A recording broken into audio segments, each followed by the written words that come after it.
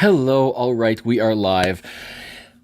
So, Sunday, we just finished this year's Podcast of Hope on Geocache Talk. Hoping my microphone volume is good. I have it boosted a little so I can stay away from it. So, if it's too loud or too quiet, let me know in chat. We're live. Yes, on Sunday, we had the Podcast of Hope, and it was a huge success. We hit over... we hit over $11,000 this year raised for St. Jude Children's Hospital, which is awesome. And this year, like 2 years ago, I had begun another whittle project, a little woodcraft whittle project that has so far gone pretty well. I'm making use of a new tool that I'm kind of a big fan of, a little battery-operated etcher. This thing has got power. Most of the time, Dremels and stuff are cabled, so they have lots of torque and lots of power. They can last forever. This one is just this tiny little handheld thing. I picked it up, and I'm like, gotta use it. So I've been making use of it, and I like it. And I have done a little bit of extra work since Sunday on this piece. And I can show you where I'm at now. And there we go. There we go. So I tried a little bit of burning on it too. This was one half of the prize that was going to be given away, including an excellent Geocaching Adventures t-shirt, which is rolled. I'm not going to unroll it. You can find this t-shirt at cachetheline.net/EGA shirt. And so I'm giving away that shirt along with this. And so I just wanted to continue on with this project tonight so you could take a look at what I was doing and how it was being done. Maybe if you love woodworking, you might pick up some tips. I'm just an amateur, so I'm learning as I go. It's a fun thing. So this was just going to be a casual pop in, pop out if you want to watch live. There is Geocache Talk tonight in 3 hours as well, so I won't go longer than that, and you guys can head over to Geocache Talk, the Gadget Talk on Geocache Talk Network, and check out what they are going to be chatting about tonight. But as for this, let's get some mood music. Now, I think I've got the volume set nicely. My finger, see, I don't know if you've noticed, but every time I've had the camera on, this little finger has shown up. I smashed my finger between two rocks quite a few weeks ago, and it's slowly growing out, but I have not lost that's not the middle finger. Haven't lost the nail, so yay, and I can't wait until it's back to normal. Anyway, so, yeah, this is just going to be a casual continue whittling, and we'll see. So Tom's asking, what kind of wood is this? I actually just went to the dollar store, and picked it up. So I can't remember what type of wood it is, but it's layered, which we've seen a few times. Kind of seen it on the last whittling project. That top layer comes off really easily, so it's nice to get that off and to be able to start digging in deeper. The problem that I found with this type of craft wood is that if you do take off layer by layer, those middle layers are lesser quality, less smooth and whatnot. So you can see like the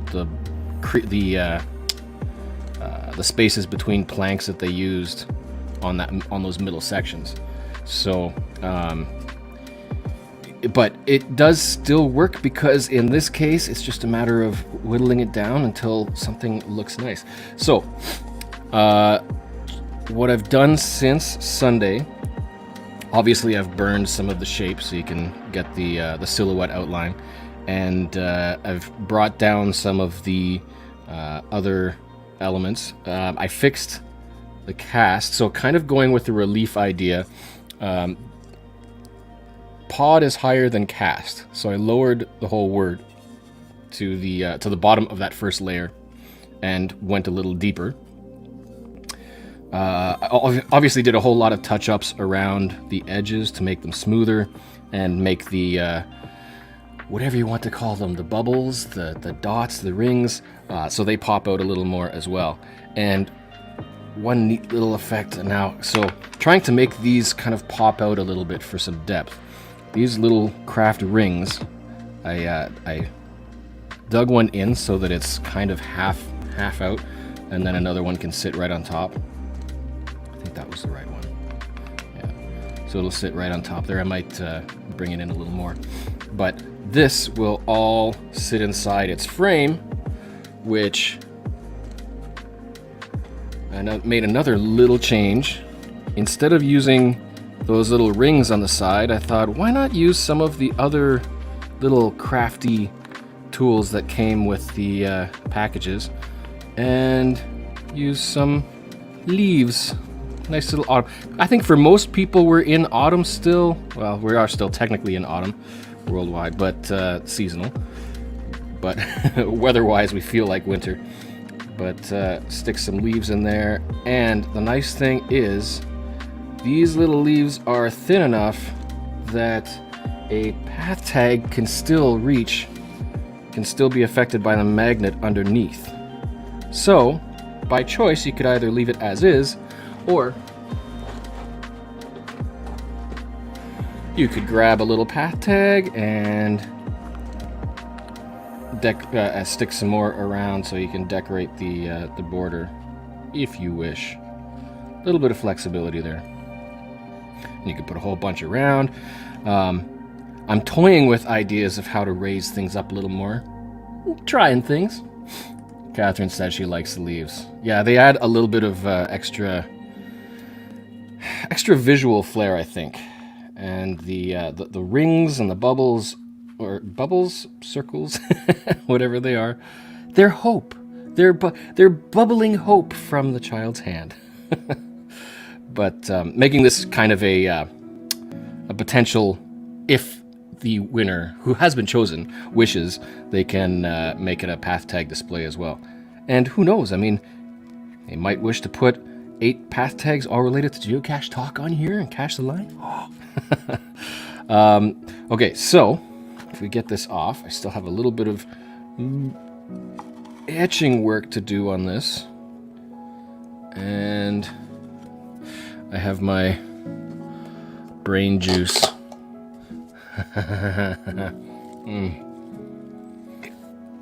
Oh, it's gonna be 3 hours. Tom says, he says winter. I'm still here I'm sitting here in shorts. Would have been, well, you know, I could sit in shorts. Am I sitting in shorts? Who knows what I'm sitting in? It's warm in here. It's not so warm outside. Okay, so you haven't heard this thing yet. So the microphone volume is up at full. I have no idea how loud this will be on the mic, but I can turn it down and then turn up the ambient chill music. Chill. I don't want to fall asleep doing this though. And I'm going to change my tip. I have been experimenting with a few different tips as well, which is nice because there are. So when I got this, I picked up an extended box, so a whole bunch of other tips. So we've got all of these different nibs, and I've used a tiny portion of them, but they are kind of showing their strengths. I think there may even be different coarsenesses.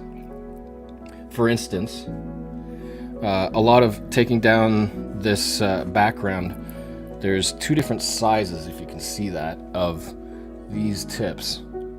No, will it? So let's do this. Maybe this will work. I don't know how much you'll see the difference there. That left one is bigger, and you'd think that it would be better at reducing, at cutting down, but I think it's a finer edge than the smaller one, because this smaller one really cuts in and gets down faster. But the bigger one is nice for smoothing things out. So there are different contexts, different uses for the different tips, and they've got 2 other sizes, so there's 2 other smaller sizes as well of those same ball tips. And obviously they've got much finer tips for, it's kind of an engraver, so depending on your material, whether it's glass or plastic, leather, wood, pretty much anything you can engrave on, this thing has the power to be able to do that. And so when the battery dies, it's back to the knife going under the blade. But this is also good for large swaths, but it's a lot more tedious on the hand and the fingers. My wife doesn't let me turn the heat on in the house ever. Because someone in there is too hot. Okay, so what do I want to do now? So eventually I'm going to want to burn these dots, and I want to burn the rest of the edge. But let's see if I can, I want to smooth out that background a little more. I thought about the potential of putting maybe a cloud or something there, but that might be a whole lot of work. Oops, a lot of extra work. What am I doing? Big one. And I figured out why this was so wobbly. Before, when I was putting it in, it wasn't all the way in. Even though I had been pushing it as far as it could go, it hadn't gone all the way in.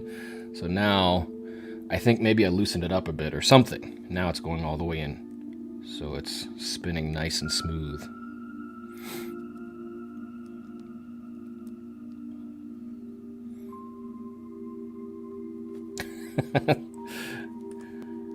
Backgrounds like the video game music of Minecraft. Fortunately, I don't play Minecraft. Okay, one quick thing. I need some also food before we go deep dive into that. Oh, this is messy. Happy Meal for the win.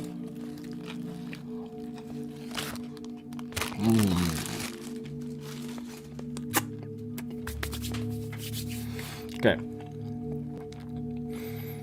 Here's the volume, normally. I don't know if you can hear that.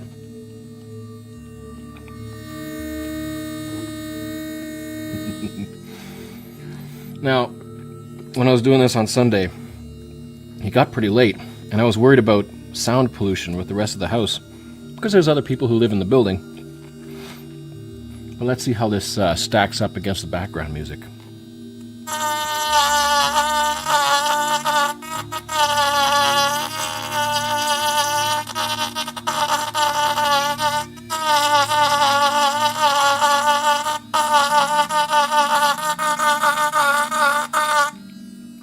You hear that much?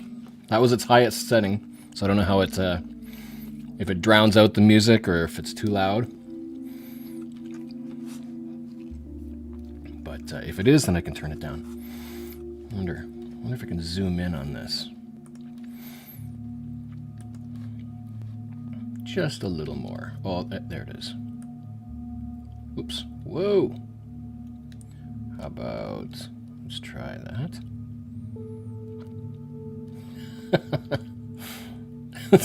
An angry yellow jacket, yeah. Or the dentist office. No, go away. We don't need no dentist here.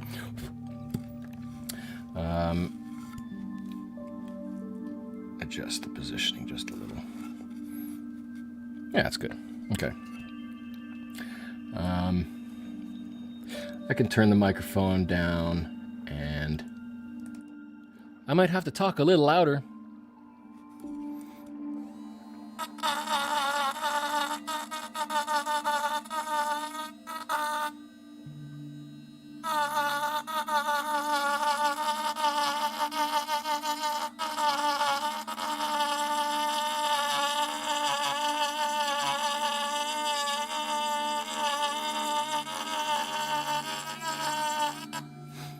Now the other thing is, I had to get used to the direction of the spin, because if you are, so what happened with the T and why it came off was because the ball was spinning this direction, which means that if I was carving on the top of, say, the letter, then it would be lifting up those layers. So what happened is the pressure on those strips on the fiber just lifted the T right off of its layer. So learning which direction and where to use the actual rotation is an essential task.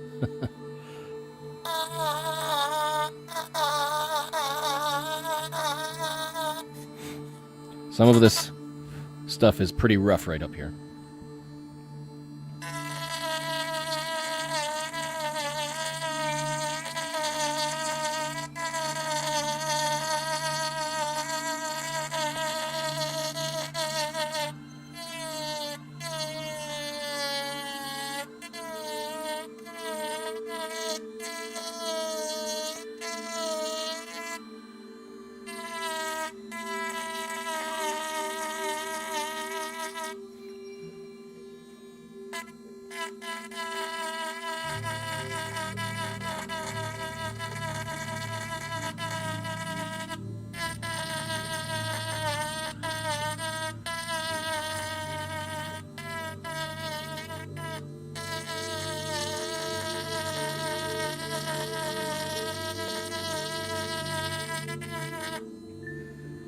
Is the background music still audible with this on, or do I need to turn it down even more?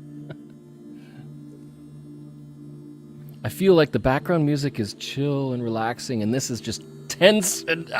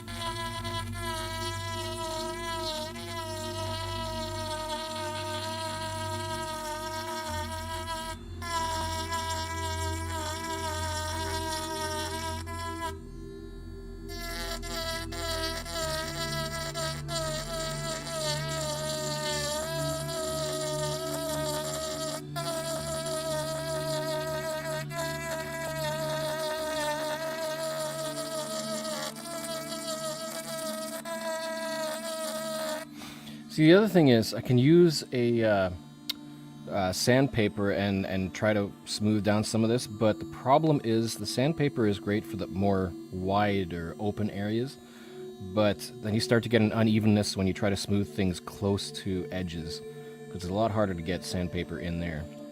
And I think that's another good place to use Dremels or various sizes to try to keep the sanding and the smoothing even.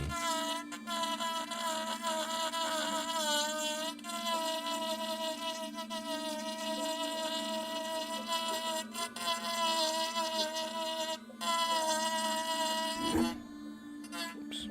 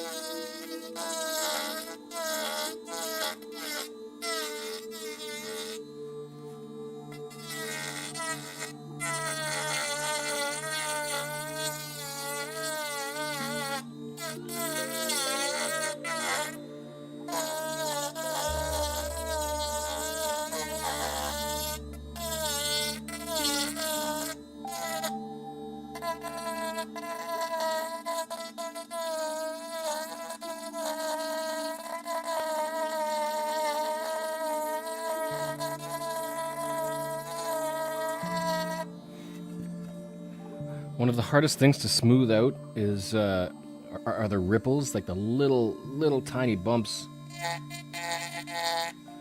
You can really see it on the shadows when on the angle there. When I first cut out this section, there's kind of this line that goes straight down, and I've been trying to smooth it out. The nice thing about the relief is that you can't really tell the angle of some of the surfaces. So kind of what happened with that podcast. I'm thinking about trying to make it linear, like a linear flat, so it goes higher on the P down to the lowest on the T, instead of pod and cast separate, because you can't really tell much face up. But I don't know. I've also been considering just scratching the podcast of and leaving hope, but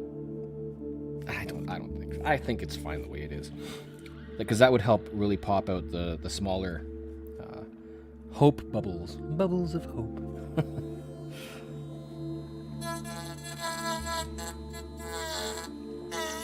Literally, when I started on Sunday, I had no idea yet what to actually create.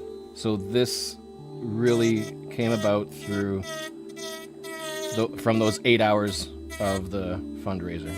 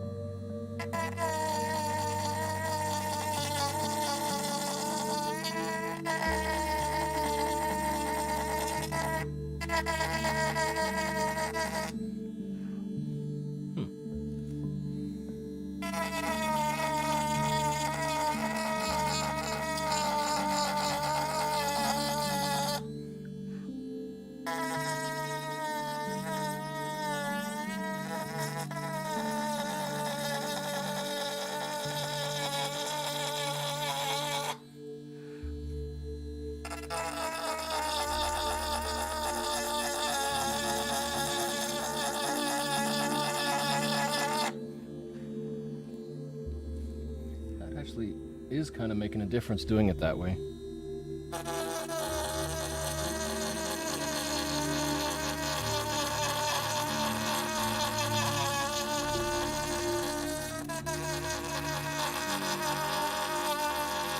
The faster you run your hand over the surface, the more you can feel where the coarseness is, and the better the chance that you'll skim off the top until you reduce it down to a flatter surface.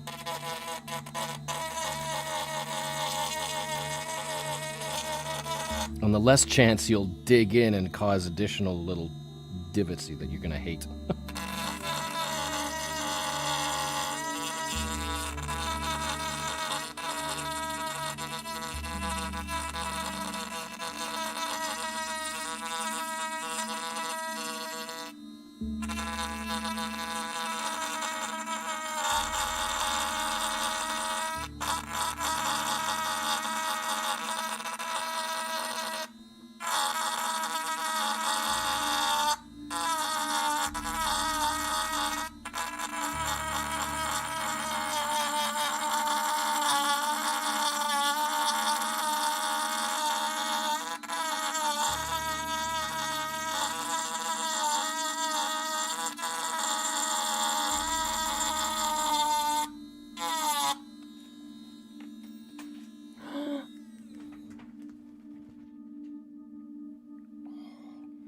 Gotta move my nibs. There we go. And I'm going to plug this in. So the other thing that I found with this engraver is that you can plug it in and it'll charge, but it won't use the charge. So it's either using its battery power or charging. I wish it would use plugged-in power.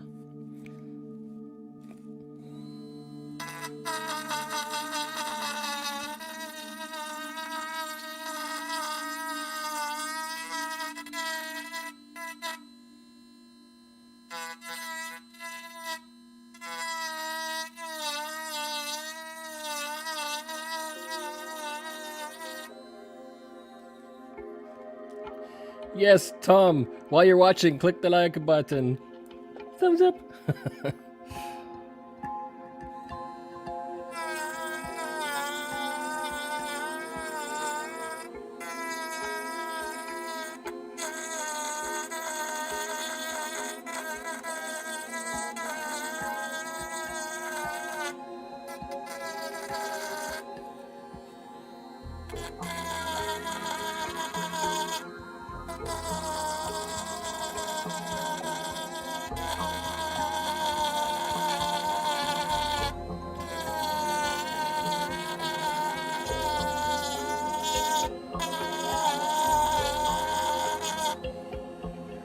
So the nice thing is if you've got the patience to do this kind of stuff, this could be a good way to help decorate geocache containers, because this will work on all sorts of material, whether it's metal or PVC or wood. I think it'd be cool if people started doing more engraving and creative decoration like that. Not just pasting stuff on, gluing, but like actually artistic engraving.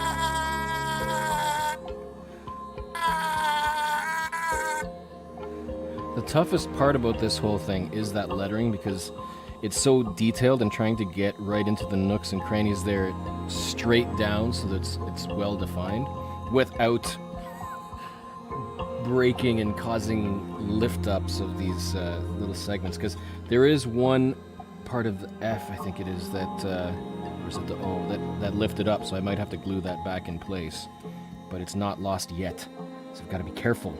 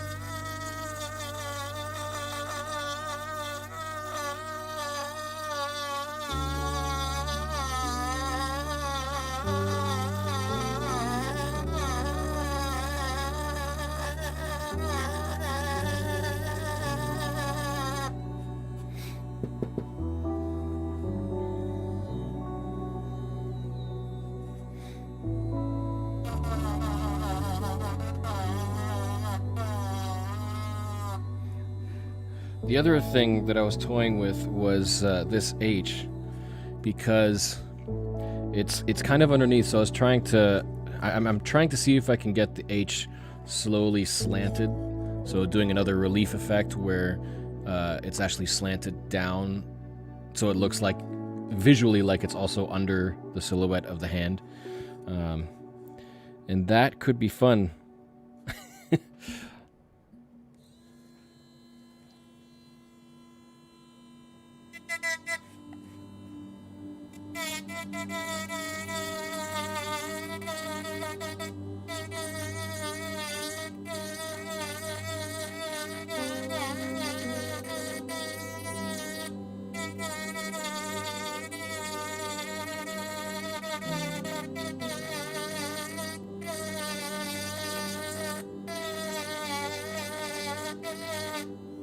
It's taking me back to art class in grade school, high school. I don't remember any of the terms for this stuff in like relief sculpting. I'm sure there's a term for it.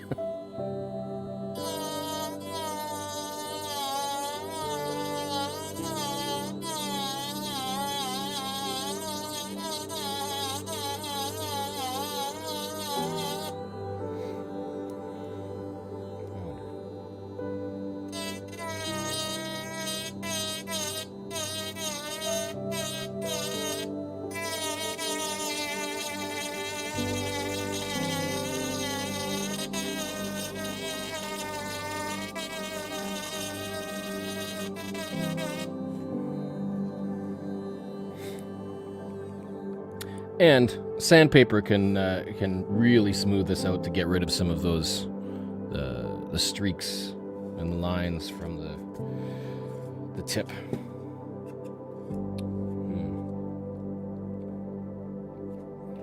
Okay, those things at one. I'm gonna let that charge for a little bit. Let's break out the flame. Let's have some fun. I can't remember the last time I filled this up, but it should be good to go for a while. So the trick is going to be getting just the bubbles. But the nice thing is you can scrape it again, you can engrave it down. I just got to check my messages. Oh, it's just geocache notifications. Okay. Let's see. This is the fun part. I'm gonna turn on another light. Oh, I need to plug it in.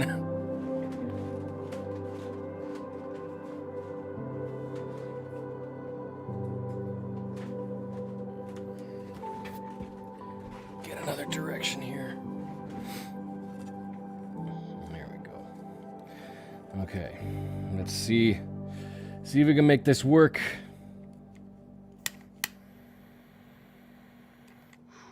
Ooh, nice.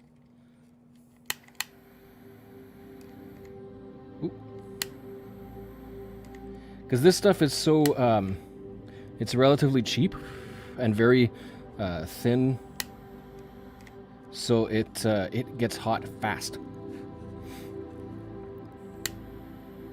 including everything around it.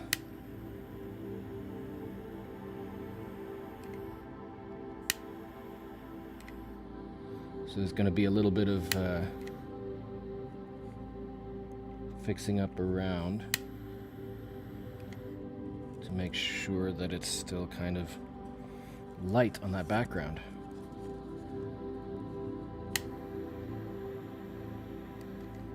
This is the fast way to wood burn.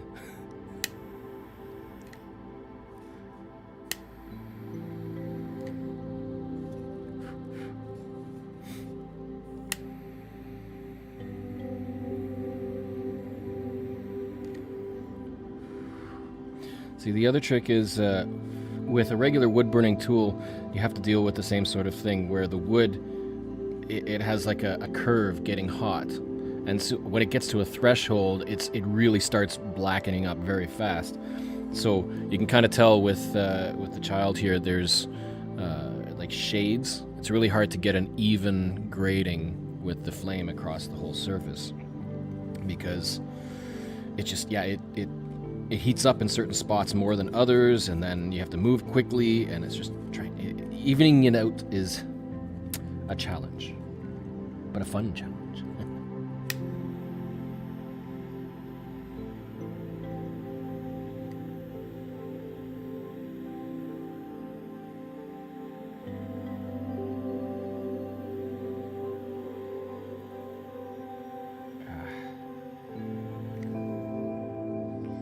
See, even that is not quite even.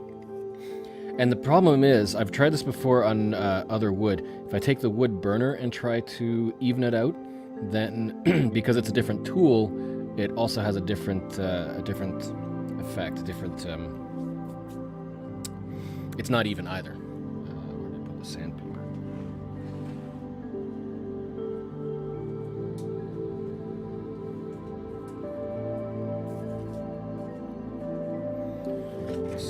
I have already smoothed it out with sandpaper for a bit, but let's see if it's any change. Still hot.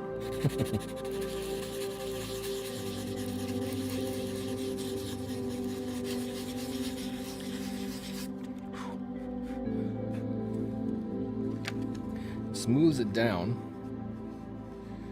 but the grain is not going to go away for quite a while. Try this beforehand.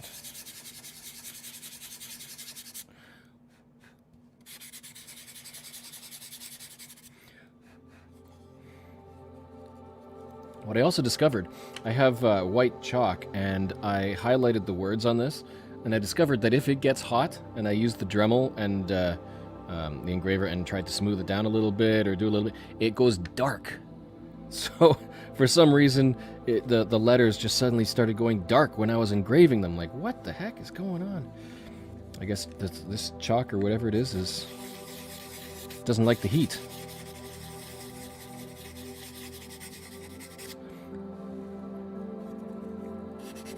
Let's get this down a bit too, because I've got to edge the border of this a bit.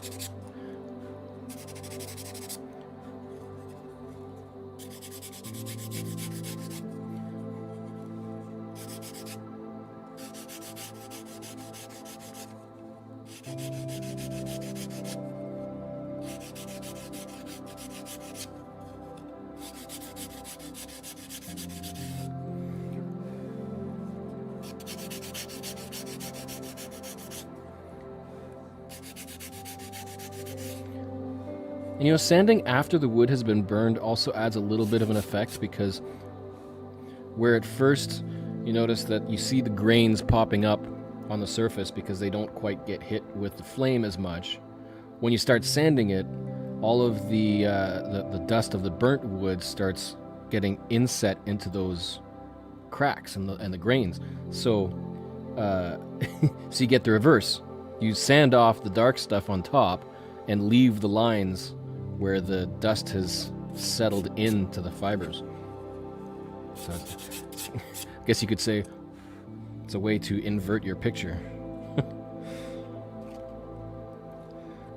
Okay, let's get the edge of this border a little bit.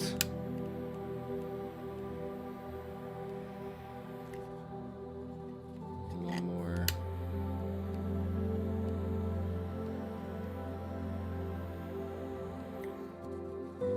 I like that effect, the gradient effect around the border. It's funny. Oh, see, it's funny because it doesn't look as even on the video as it does with your bare eyes. See, that one little chunk right there took a little too much heat.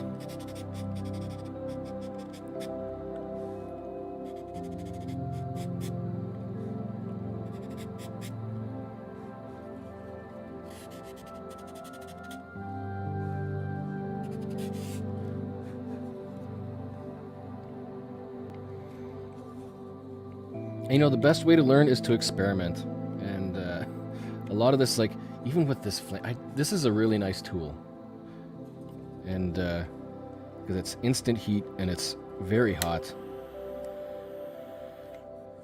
And yeah, you just play around and see what works, what effects work. I like it.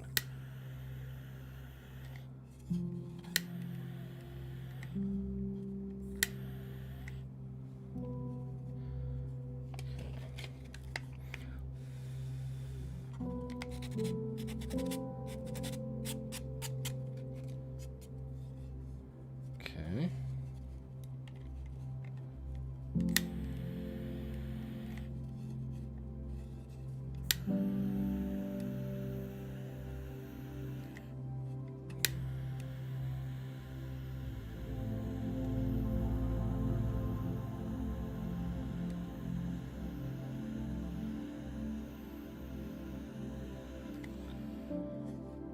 It really is kind of like painting.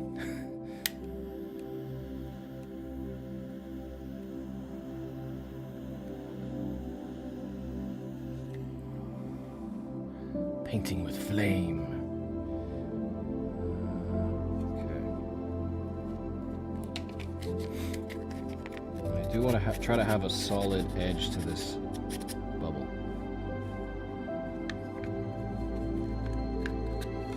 Happy bubbles, bubbles of hope.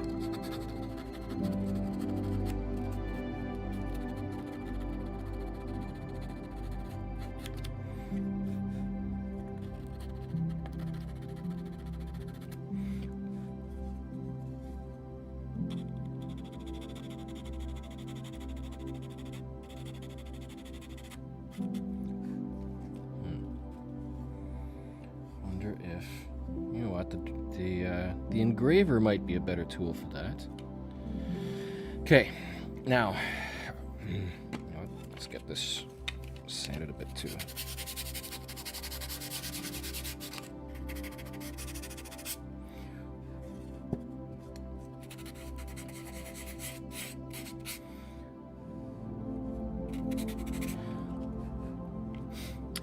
Yeah, of this burner, I don't think there might be.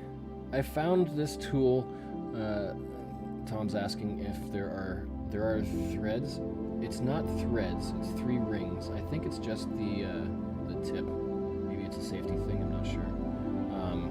But no, I found this in a whole bunch of belongings from a long time ago of my parents when we emptied out their house. Solder it.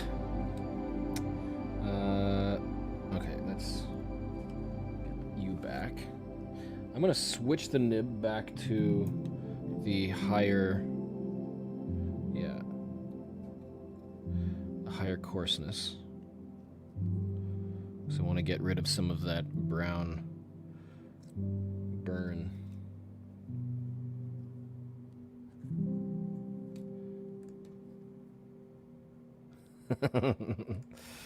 Hey, the geocaching Bob Ross. Happy little bubbles. Happy bubbles. Happy bubbles of hope.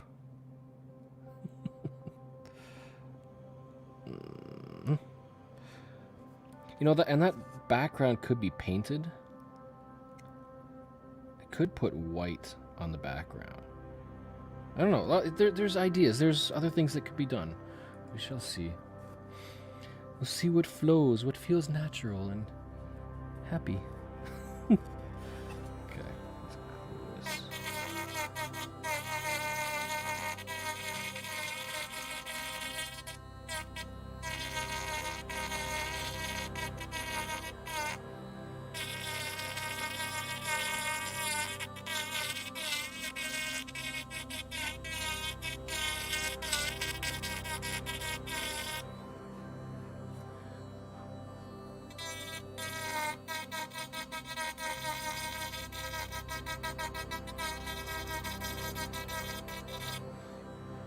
I do have to be a lot more careful with this one because it is coarser and it is really taking away a lot more wood than the larger tip.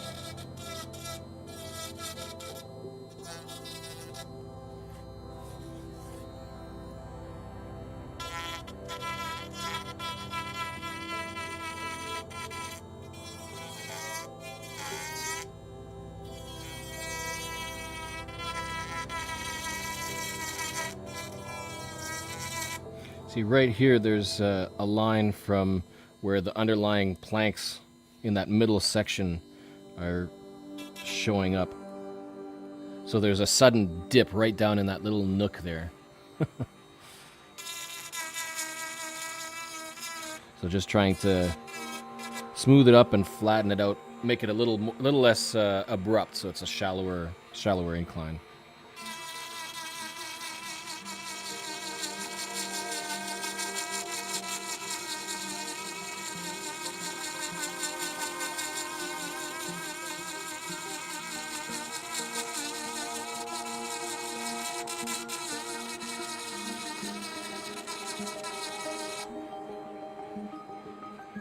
This is where the coarser tip comes in handy.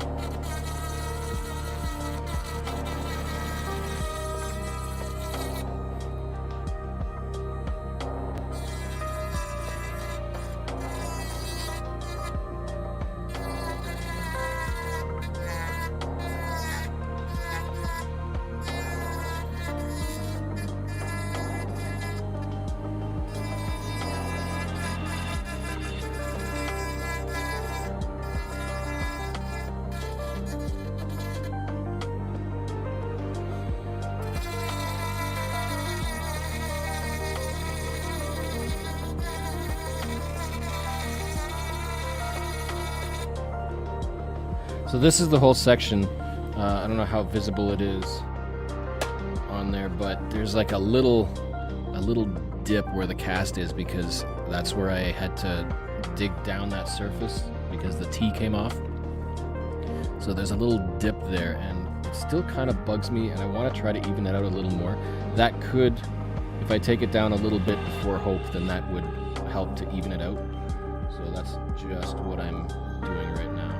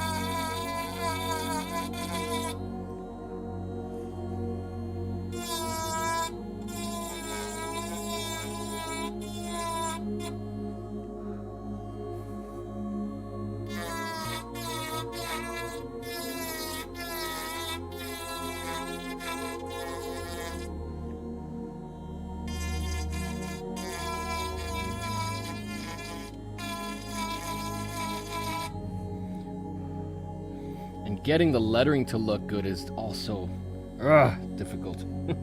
Because if there's little nooks, little bumps, it doesn't look as perfect. It doesn't help being a perfectionist either.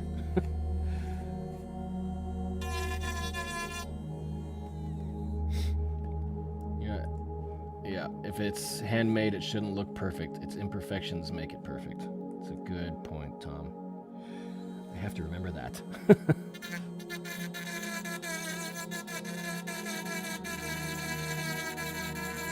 What was that artist who was the first person to draw a perfect circle freehand?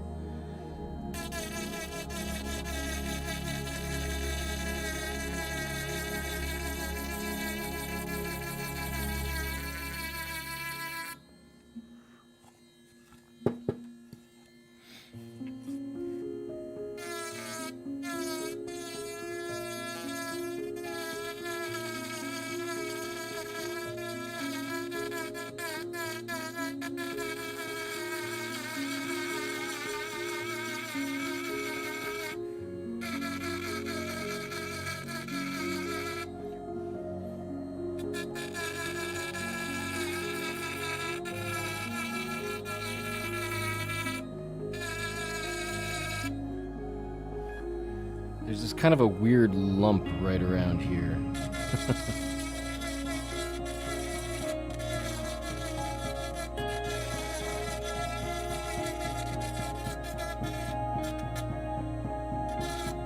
Giotto. Giotto, he's the artist who drew the first perfectly circular circle.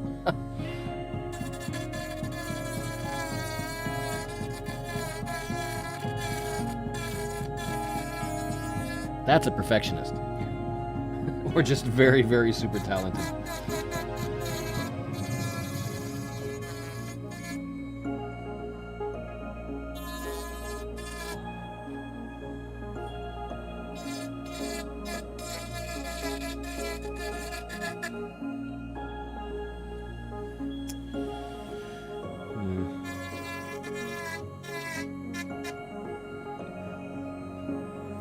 Okay, let's get this stuff out of here.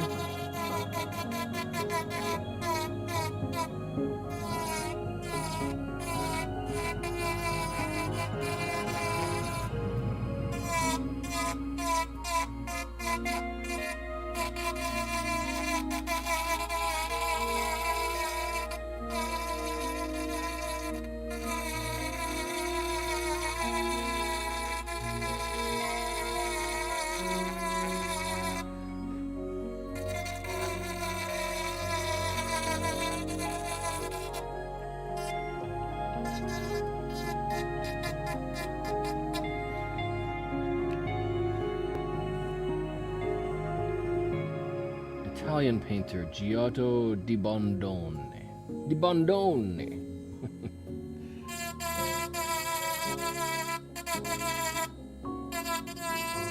I feel like you have to pronounce that last E. Bondone.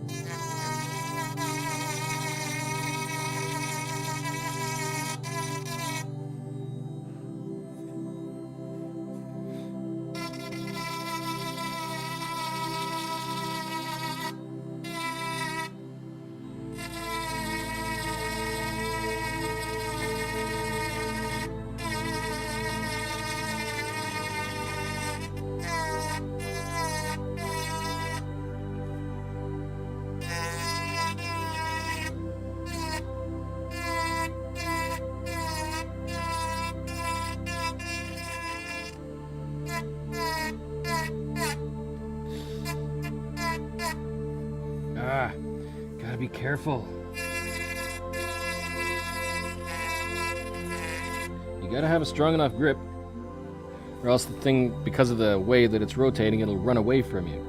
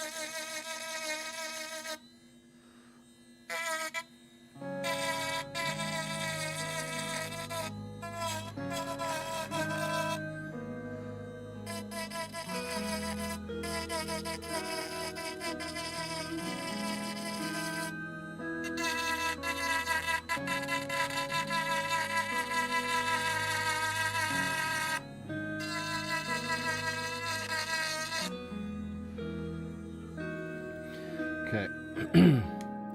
Now, the one problem... See, this is going to sit in here.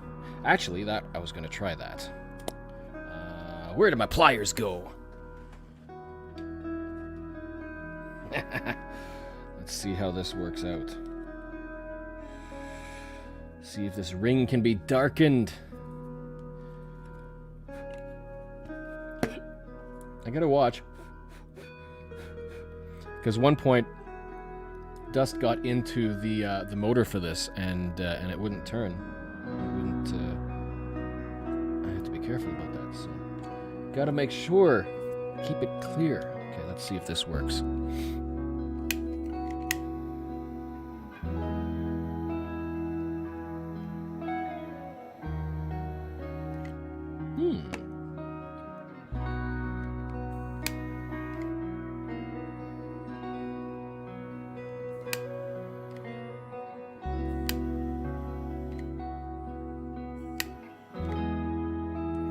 Nice.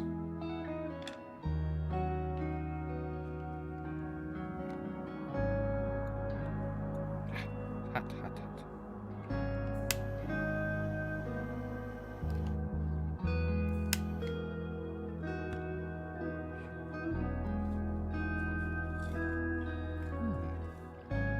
Yeah.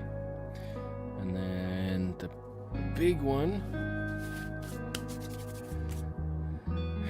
Oh, I love the smell of burnt wood in the evening. Almost want a campfire right now.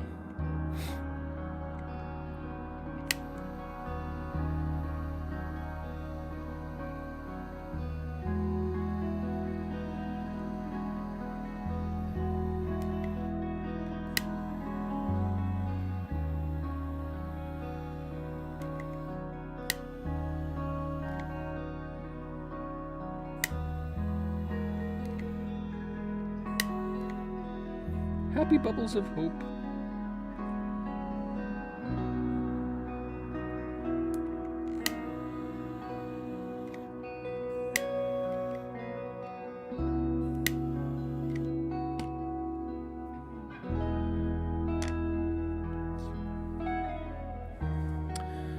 So, I'm wondering if that one should just be bright. So there's dark, there's bright.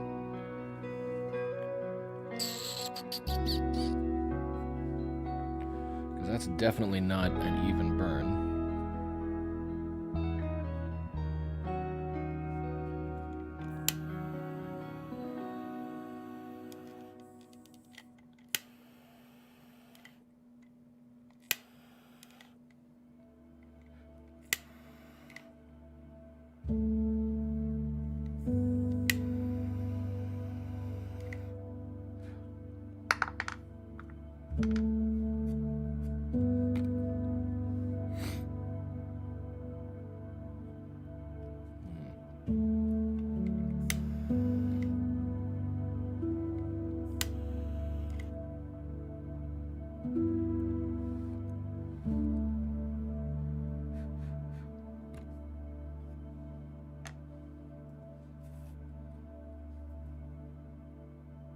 Maybe if that center part wasn't solid dark. Tom likes the bright.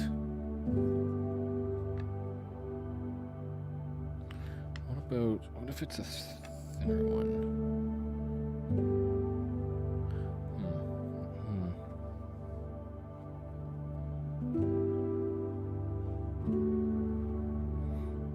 Because you can kind of tell the idea is that they're kind of popping out of the frame. The difference obviously being this right one, I don't have a ring that's large enough for that. So this is more like one of the solid ones, maybe further back, I don't know, something like that.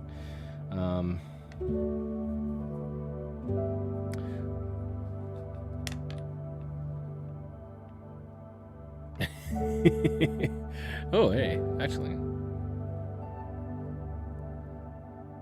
It's balanced. It looks very, very rough. That's the problem.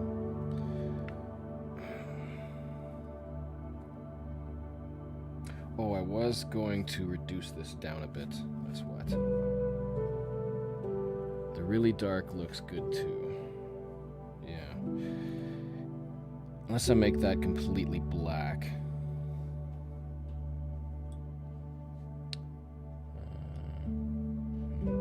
Well, I wanted to get this down, so let me get this. The edge of this one a little thinner.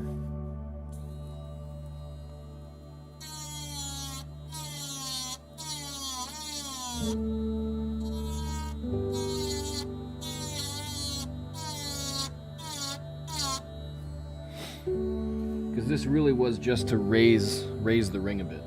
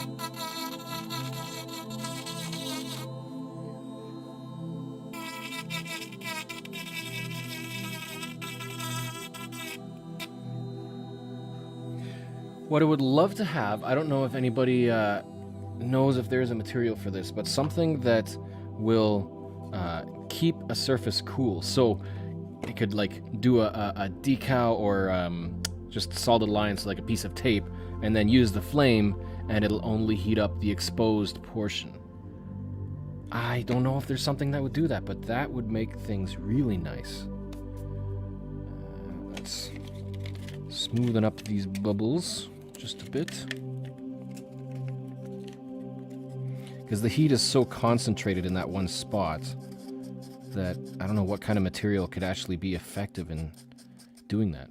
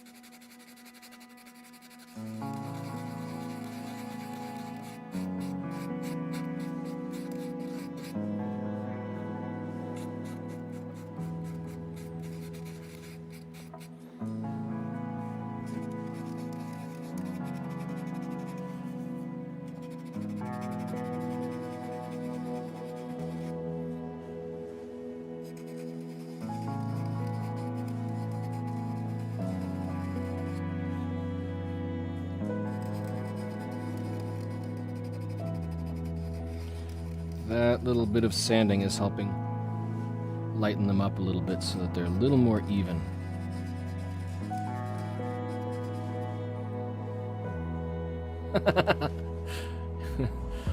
Getting the TARDIS go back 50 years and pick up some asbestos tape. Somebody's got to have that around here. It can't be completely gone.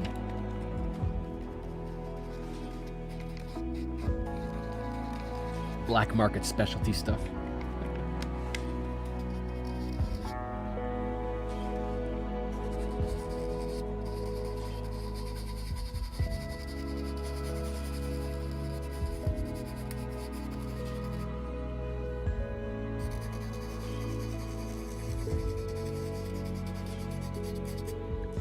I do remember listening to some pyrography tips, and one of them was using sandpaper to lighten up some uneven dark splotches, and it is kind of helping now that I think about it.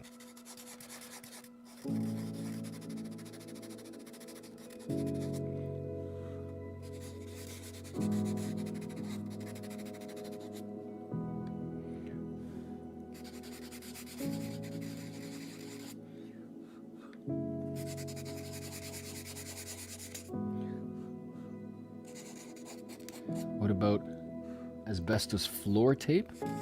I don't know. It could be something to look into, because, like, you know, when you're painting, you often you might use painter's tape to block off a section so you can get a sharper edge. Is there something equivalent for flame throwing? Flamethrower's tape? I don't know. Might have to look into that.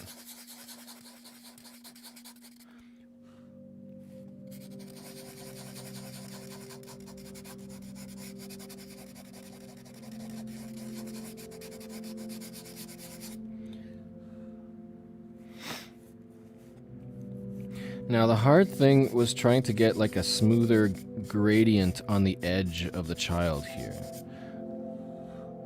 Because if it's not smooth and the grains come off, the fibers, then you get kind of a rough, very rough edge instead of a good shade. But it's kind of working. I didn't do it all that much on the first run.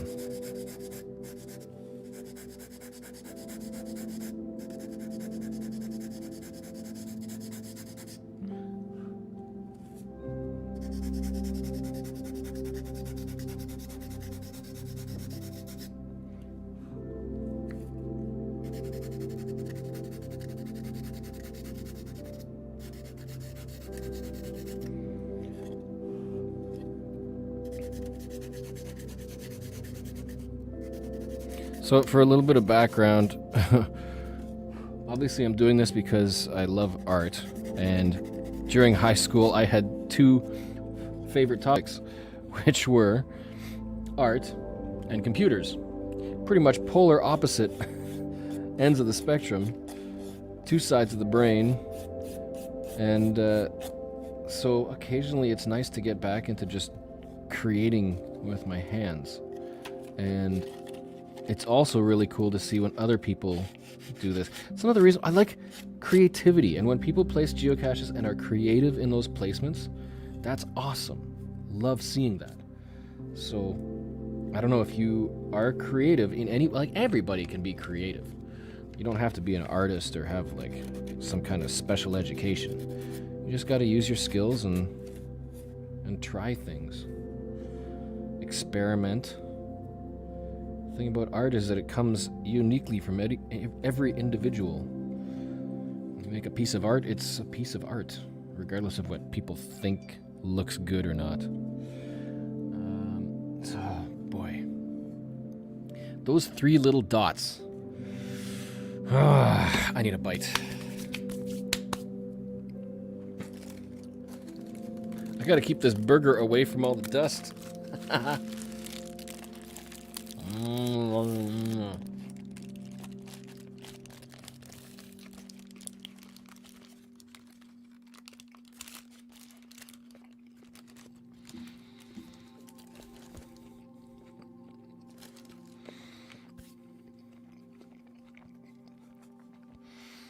Okay, this could either go really well or really badly. I'm gonna try to pinpoint those 3 dots.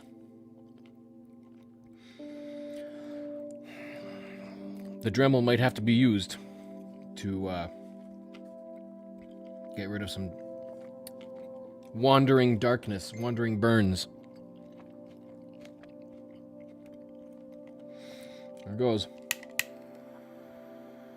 Ah, I hit the D. Okay. Very fast, not too bad.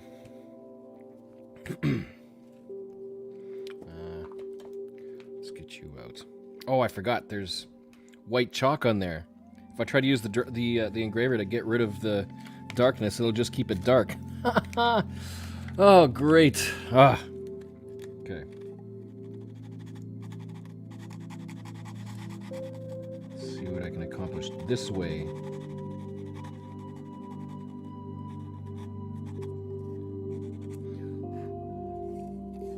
Because now all of the dark, the blackness from those little bits is going to, as I mentioned before, fit right into the little fiber lines, and it's going to be really hard to get it bright again.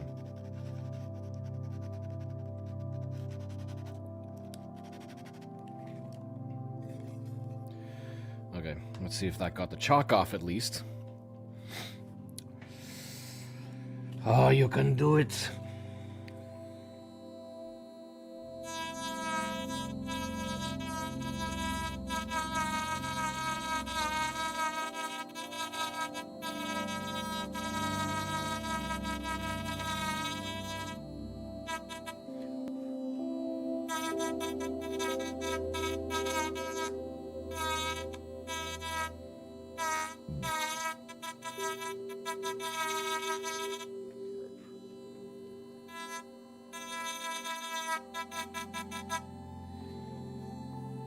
You know, what if I just do the same with the pod as I did with the cast? That would make the bubbles pop out higher than the lettering, higher than the pod. And it would make that word even, which would be good. It's doable. I like it. I think I'm going to do that. Which means knife time, because it'll be a lot easier to get the letters out by lifting them than engraving them.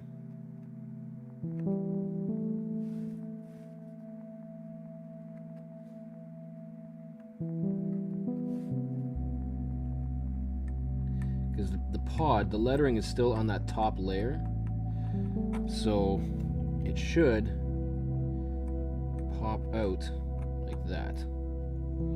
As long as I can see the edge,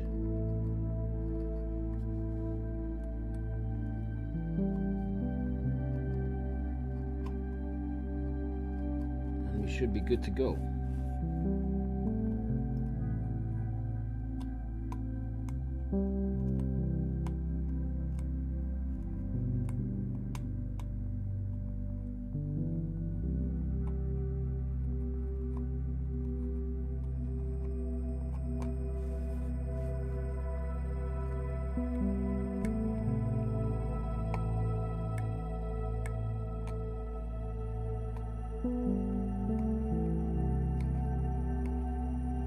There we go. Now they're just sliding off. Good.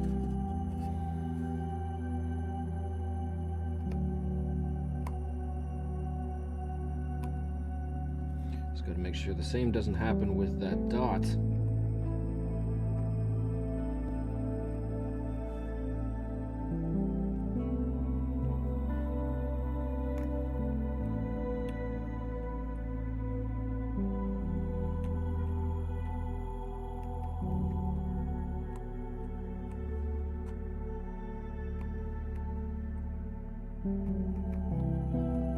Excellent.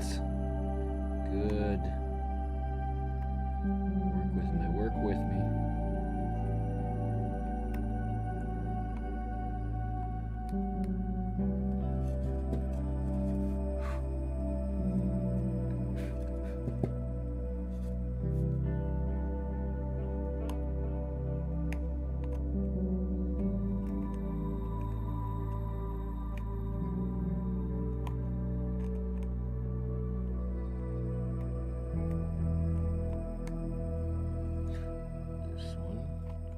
sure you're cut.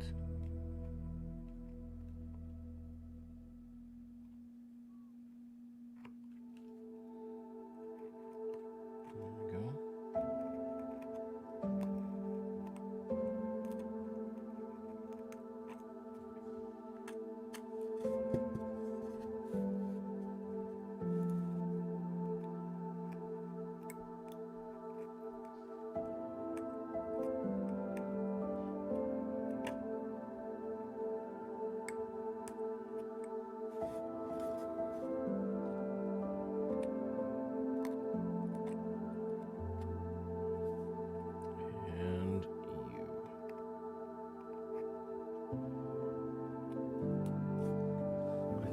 That bubble is about to come off, so I gotta be really careful.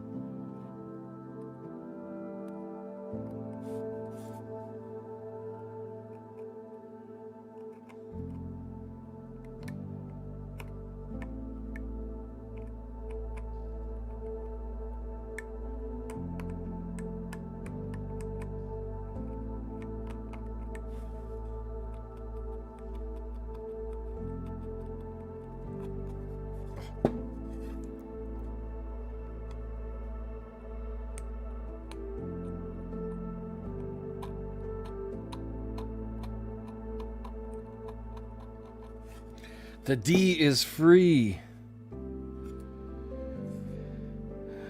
Okay. So the next step is just going to have to next step is just going to have to be being defining the letters again. But at least that the dots are defined and out of the way. Good.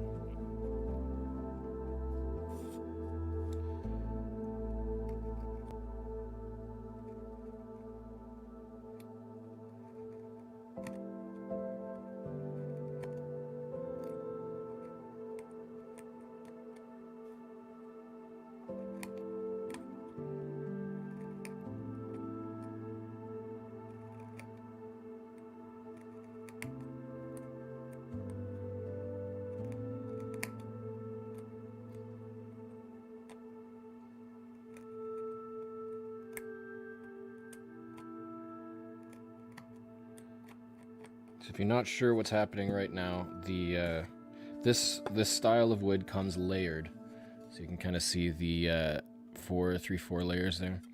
The top layer is very thin, and it's a nice even flat layer, so it looks good. But the nice thing is, to get underneath, you just need to do a little bit of whittling, and it just comes right off if you follow the fibers, the grains. And so that's how I got down to that initial height. That one layer that this could be done with just one layer. But the fun is going deeper into the thickness of the layering to get multiple levels of relief. And so right now, the pod of the cast is still on that top level, so I'm just taking that top level.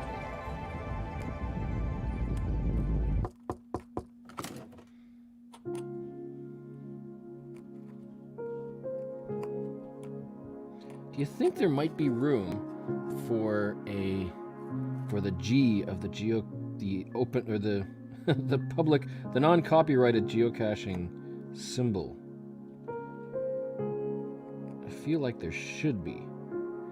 I haven't figured out where it might be able to go without blatantly changing the feel of the piece.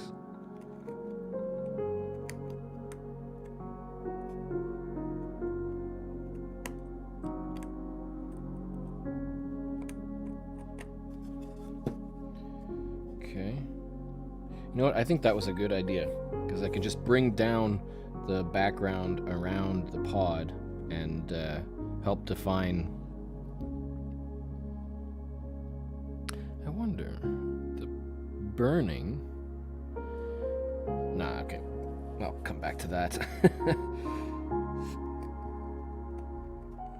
This one should be easy.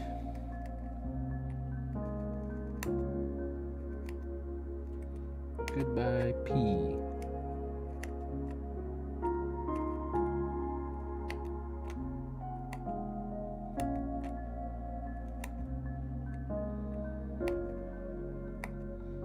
It is kind of fascinating how the that top layer is stuck onto the next one, because it's not like it's glued. It must just be a really thin layer of just enough glue to keep it on, because it just pops right off when there's enough pressure to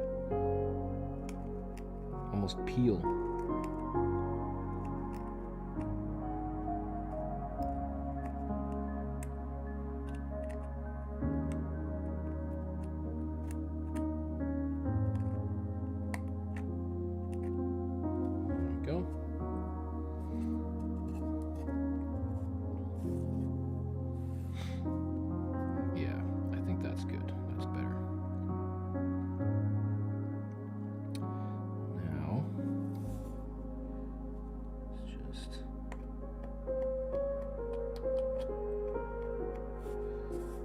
Sharpen up the edges just a bit.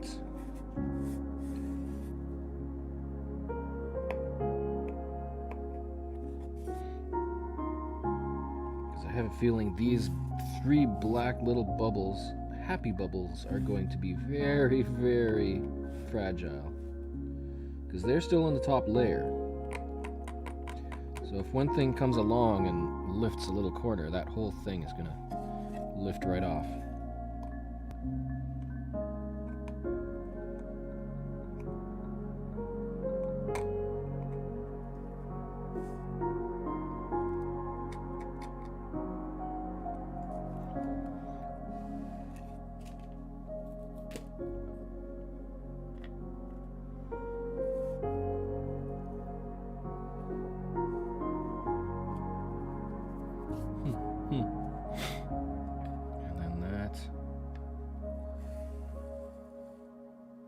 I think that does look a little better, that ring. The light ring.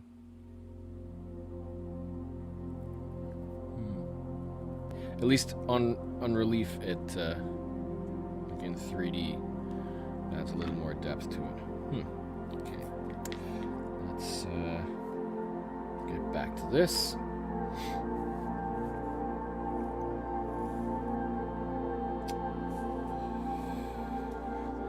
Cafe.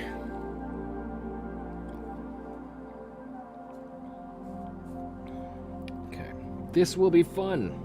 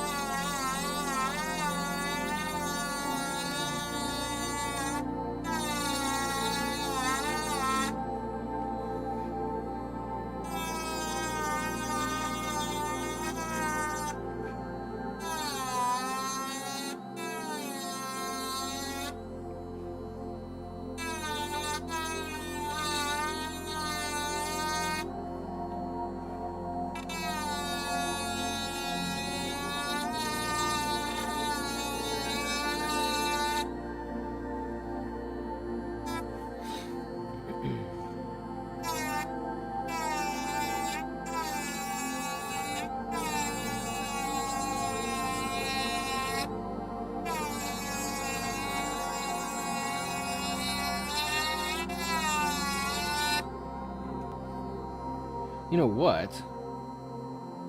That deeper border around the letters doesn't look so bad. That kind of gives it a graphic border. I kind of like. Let's see how that looks. I'm not gonna even it out just yet, or flatten out the background.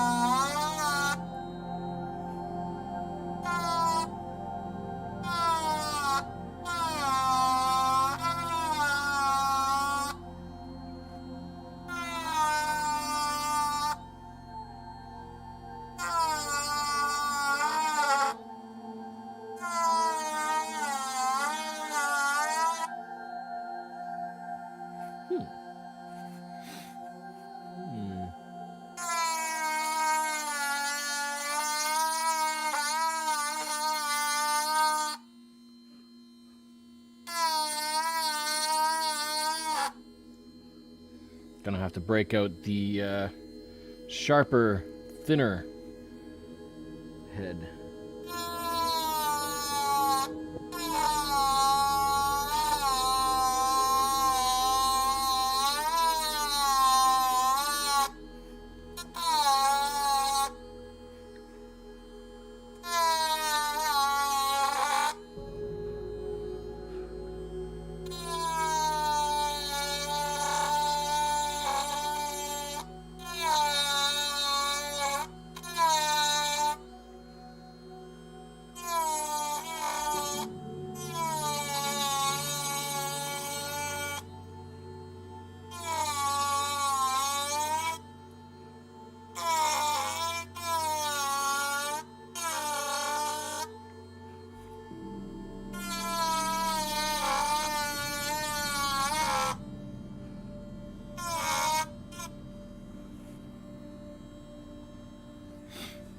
Gotta watch the rotation.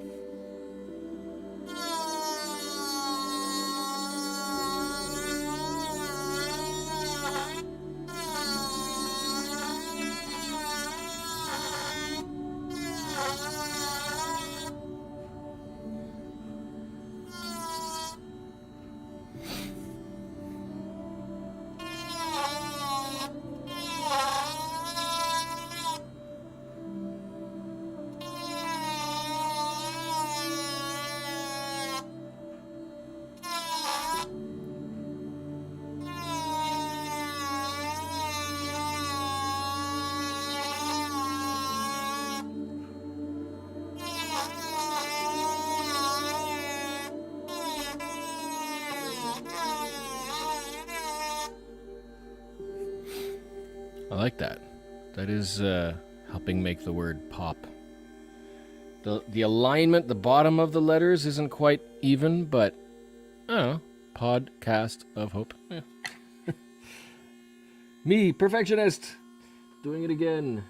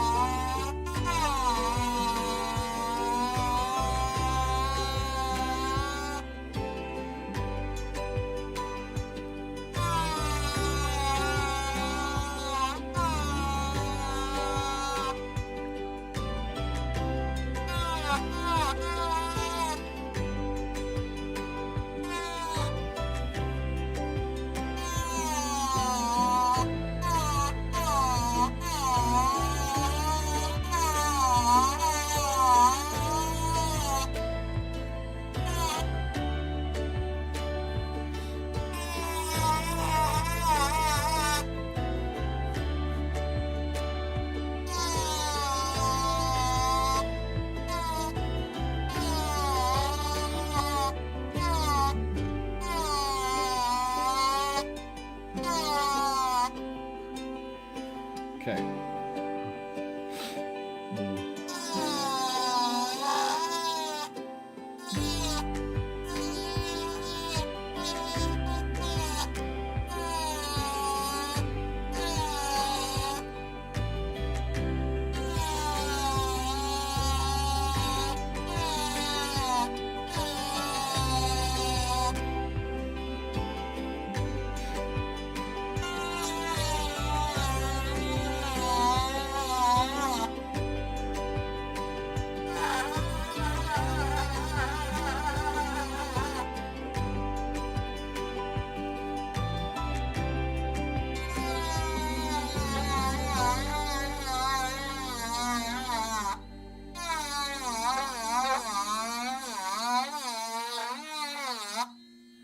Holes are fun.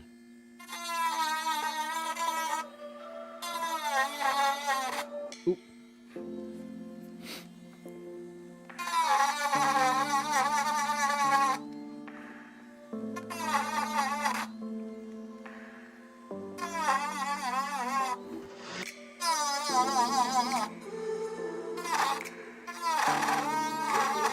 Because the thing with the holes is that with the rotation, the center of the tip doesn't dig, it doesn't cut. So if you go straight down, you're not getting anything in the middle. So you've got to use it sideways to get deeper first. And then you can use it this way just to sharpen up the edges.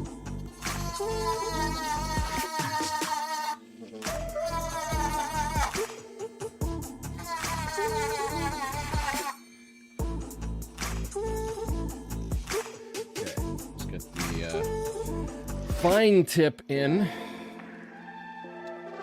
Gotta sharpen up some of that border. Super fine.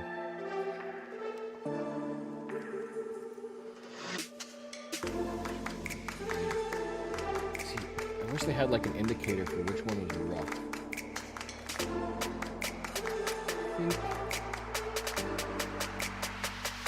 Let's use the bigger one first.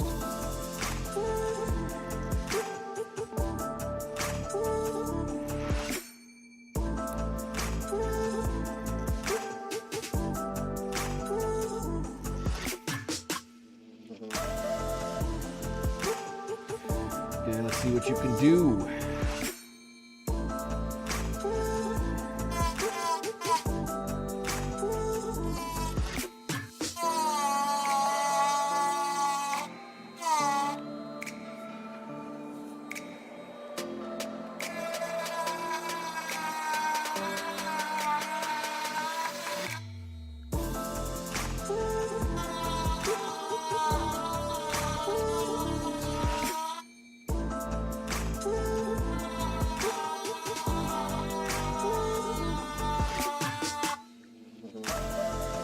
So this is the one that I used to get in those little nooks for the S.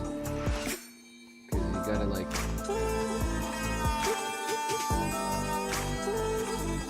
just sneak it in there.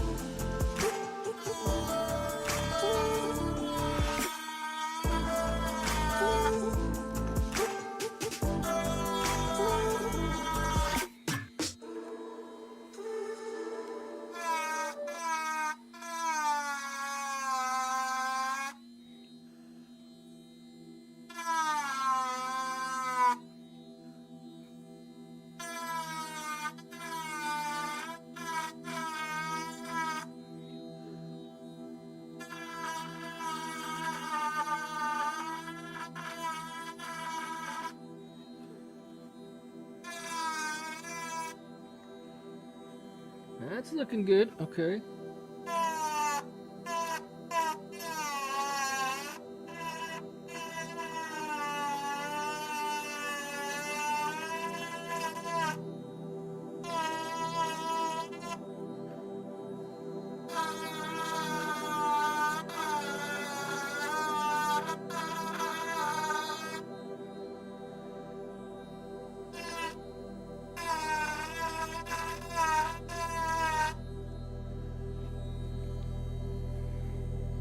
Yeah, okay, that's coming together.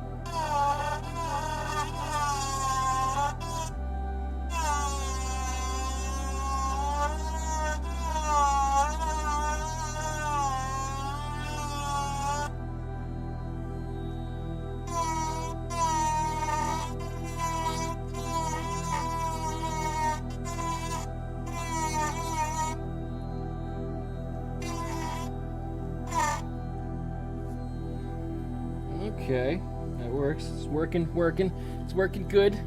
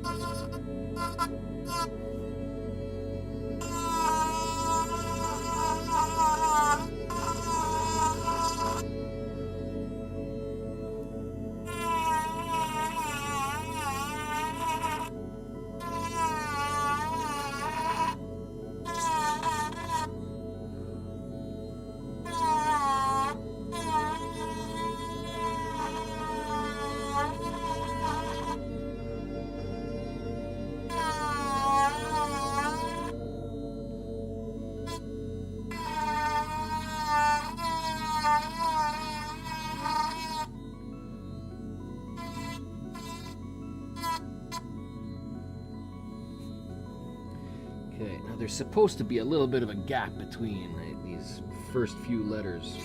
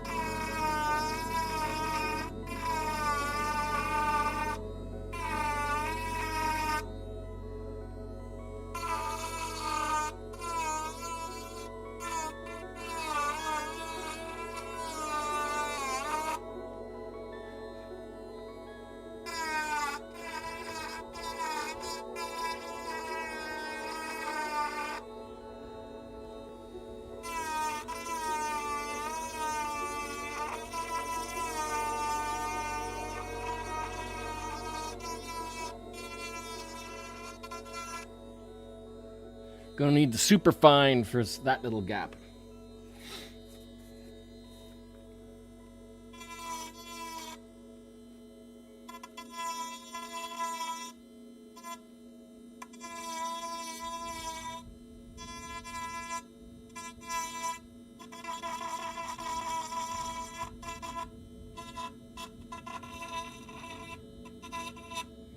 Man, these little baby happy bubbles, they are so sensitive. Okay. I had to switch out for one more crazy fine tip.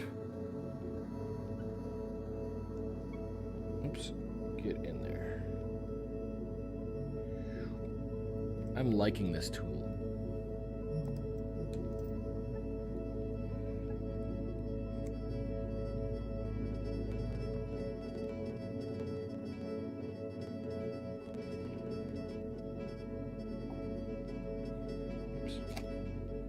Make sure that is tight.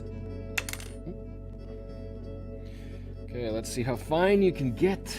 How fine are you?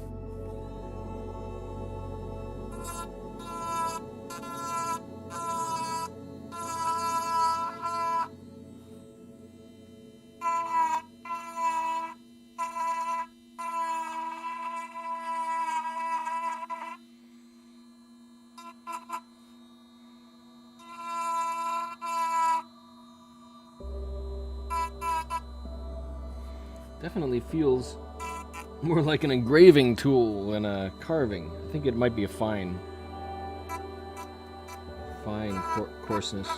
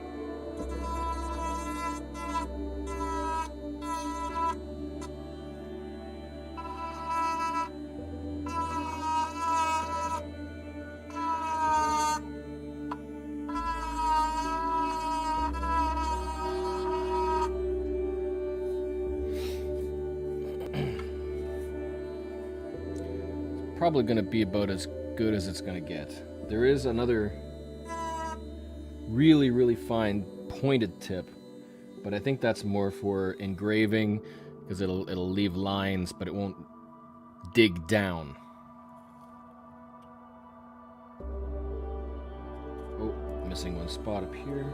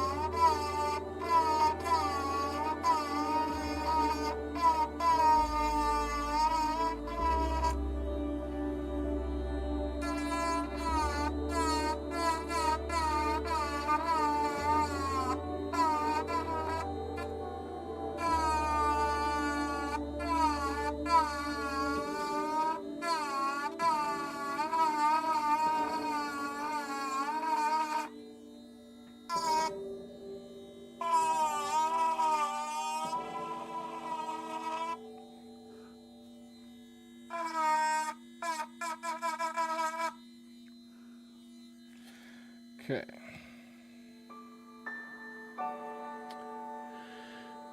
It's looking solider. It's more solid. Welcome, Cash Canada. Yup, it's like the dentist. So yes, as a quick recap, I took off. So the layer of the tea on that top layer of this multi-layer wood came off. So what I did was I did the same for the S, A, and C, and then lowered everything around it. So there's a little bit of a dip around cast, but then pod was still popping up. So what I just did was the same thing with pod. I took off that top layer and dug a border around it. So now it's even less noticeable. I mean, you might be able to see some kind of a dip there, but that solid border I hadn't thought of before, but that actually helps a bit.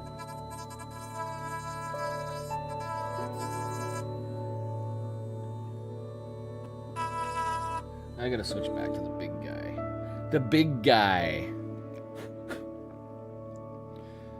Because he's a big ball and he's smooth. He's just a nice guy to have around. Happy balls. And let's see if I can get rid of some of this refuse.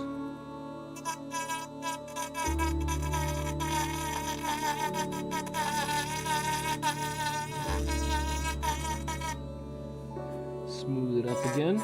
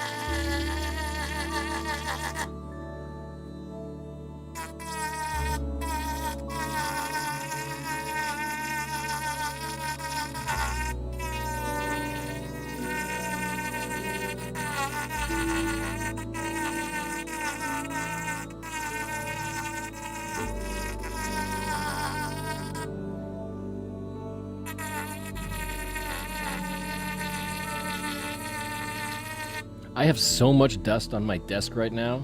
It's crazy.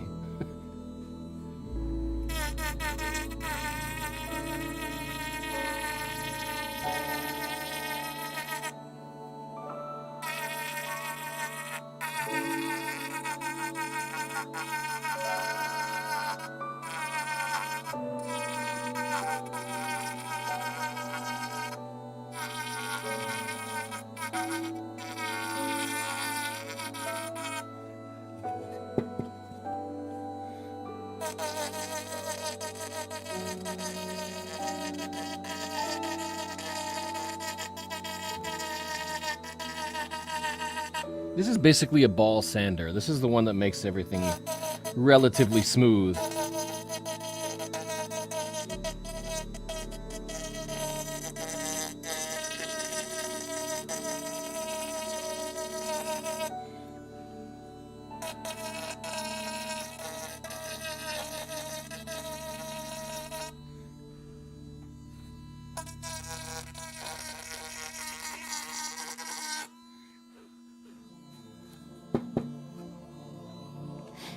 Okay. So we now have. I still feel like that ring is too dark. It kind of pops out a little too much.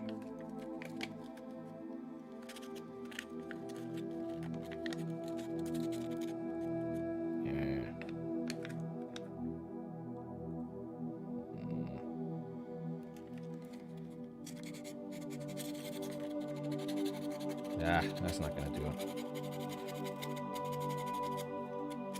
Well, actually, at least on the top level, it is evening out the burn a little bit.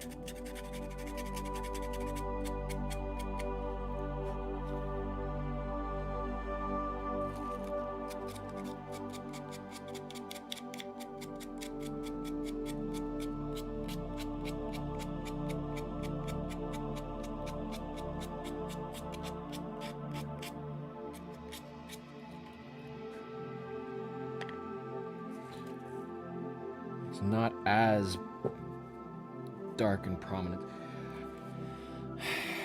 I want the edges of some of these bubbles to be a little more defined. This is why I want this flame-proof tape like painter's tape for flames. Okay, here we go again.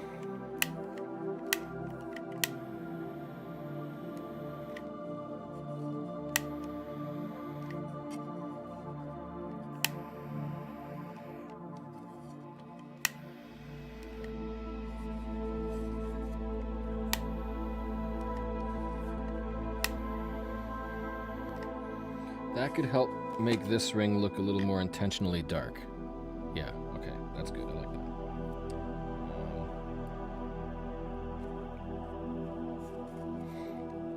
that. Gets darker as it gets closer.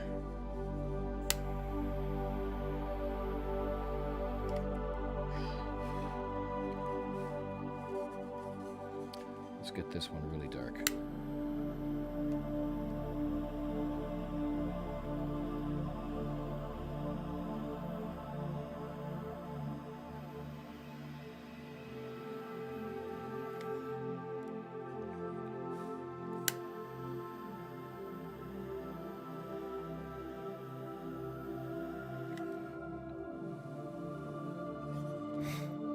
Okay, that's good.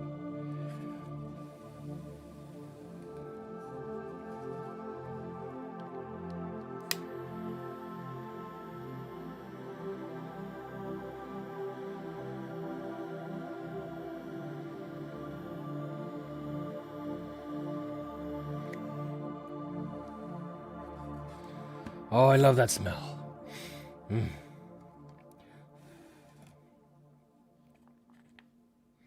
It looks a little more even now.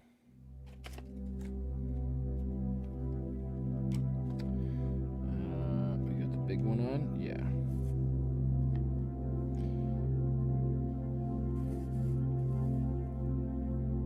Yeah, okay.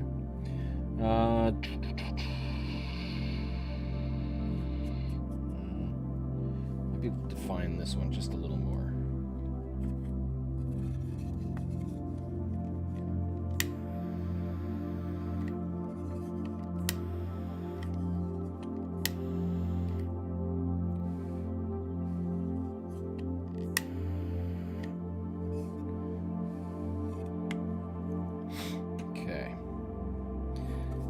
I really kind of want to. No, I'm going to do it. I'm going to darken up the edges of the silhouette.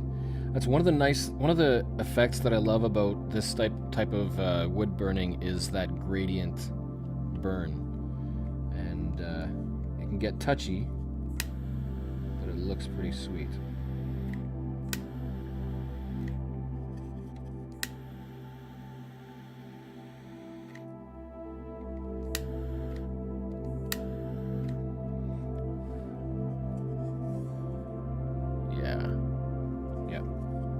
Solid outline.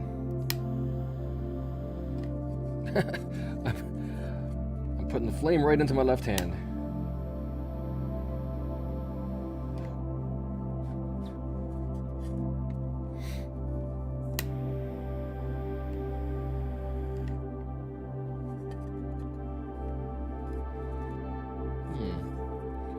Actually, I like that a lot.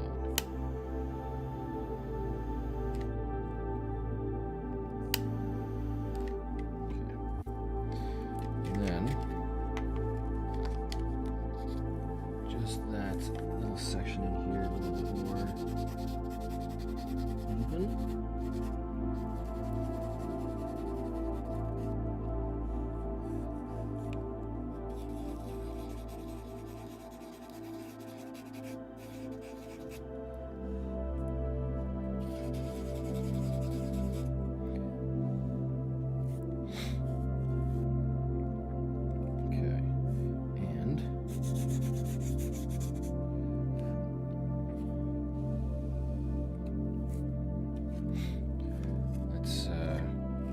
Define this edge a little bit.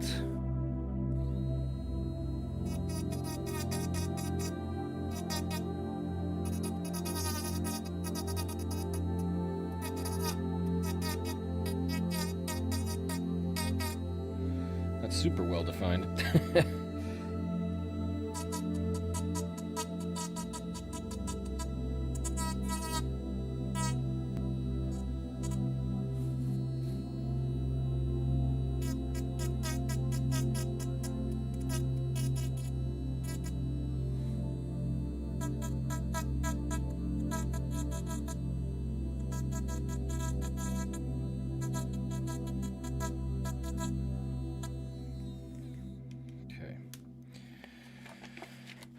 Smooth this up a little bit.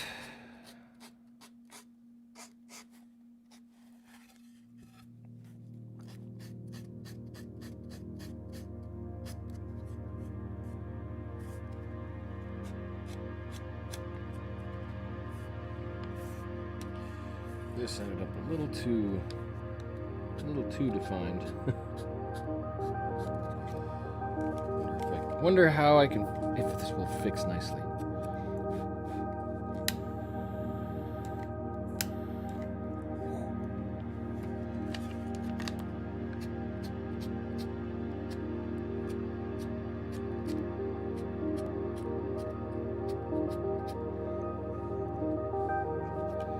Super fast with this flame. Okay. One more cleanup. Let's try this again.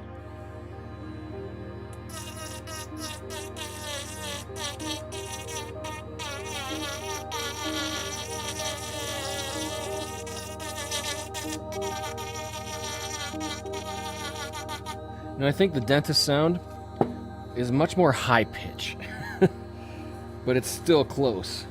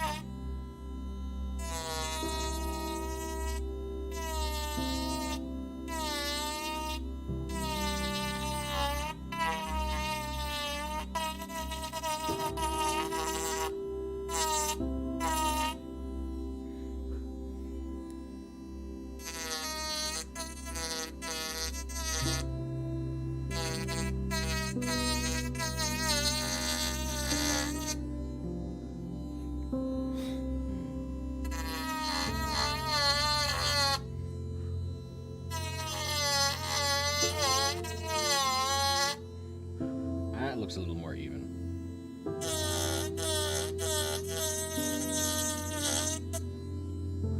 Oops. Got a little nook there.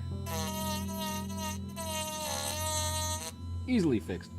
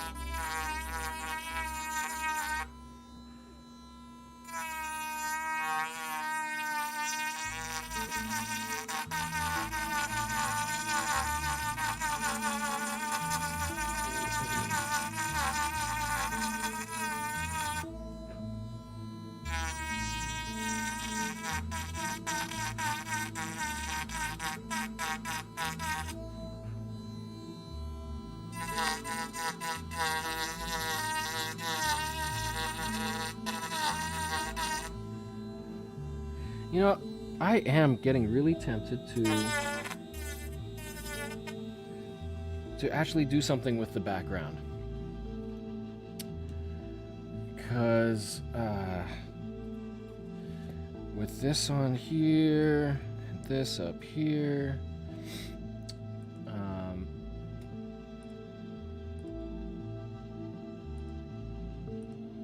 going to fix up some comments because I'm not sure what some of this stuff is. To have a little bit of shading in the background, and the wording can be cleaned up again.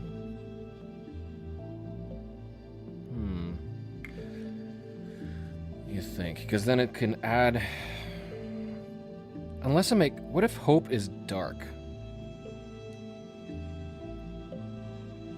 Yes. Okay, you know what? I'm going to do that. I'm making hope dark because that will make a little bit of an artistic tie-in with the dark of the bowls. Or the happy balls of hope. So let's see. Let's see how this works. There is a little bit of chalk on there still. Because I do have the white chalk, which can help add some definition to the edges. Forecast of Hope. Okay.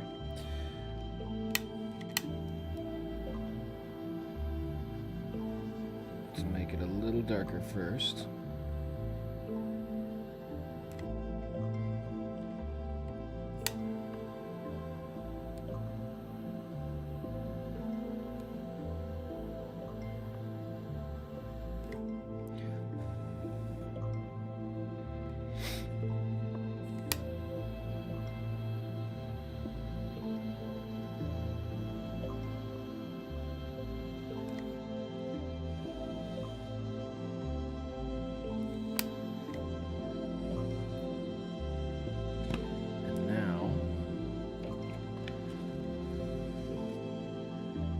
Yeah, that balances out a little more. I like that.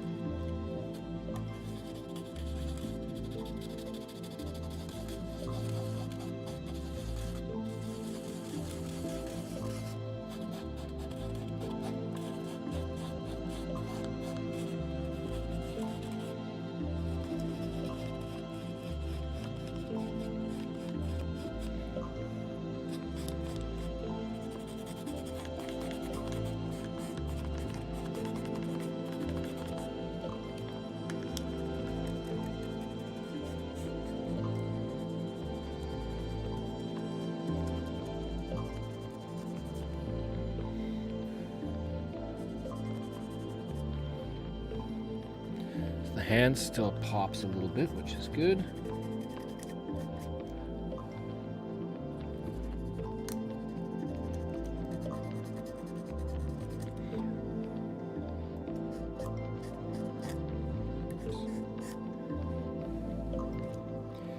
The H is not, the top of the H isn't as well defined. Let me just get that.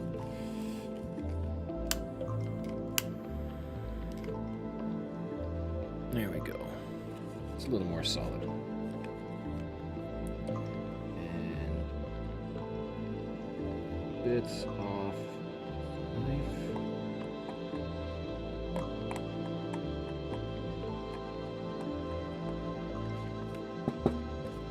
Okay, that's good. Now of is slightly shaded. Let's get this cleaned up now.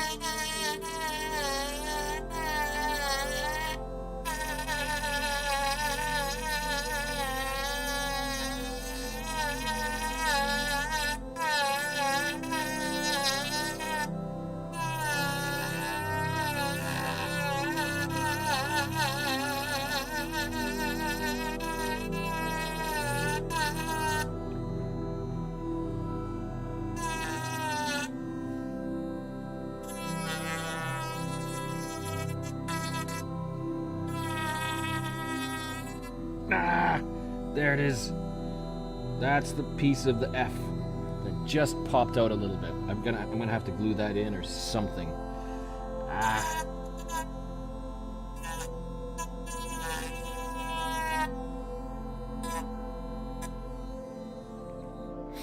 Okay. I have crazy glue.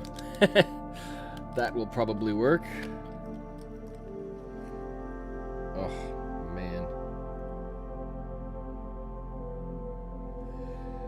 That's why you gotta be careful with that top layer.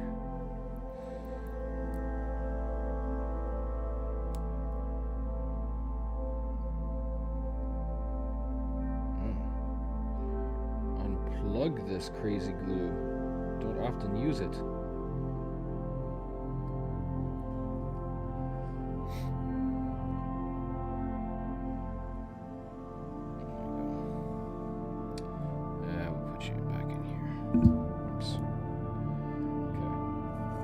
Oh, no, I don't want to lose you. Don't blow the wood.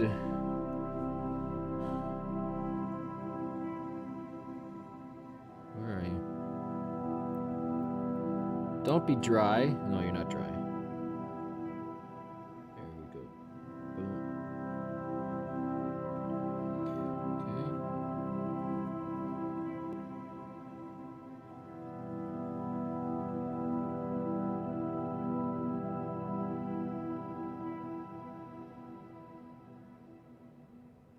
Okay.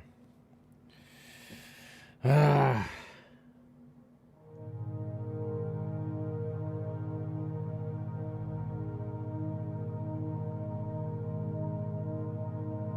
We'll see how that helps, how that sticks, how that stays.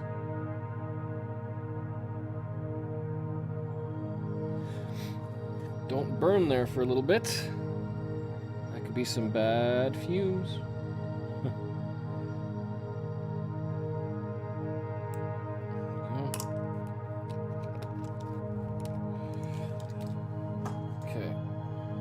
So,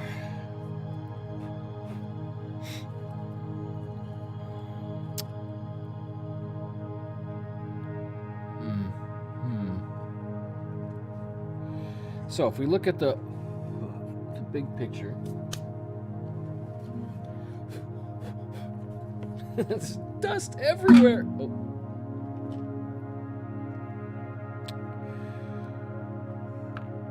This little guy here. You know what? I'm gonna get the glue gun heated up.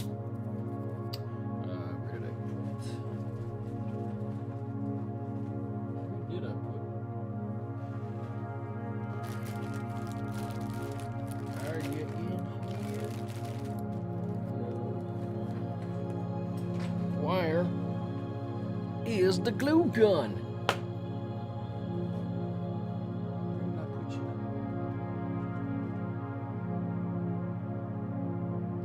Maybe I put it in a drawer. Just a second.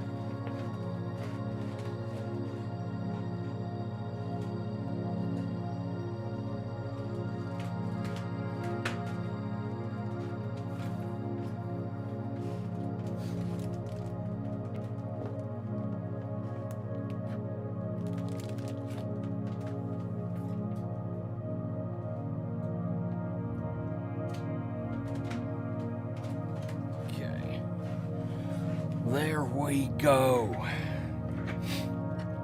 Let's let this thing heat up. I guess it heats up automatically if it's plugged in.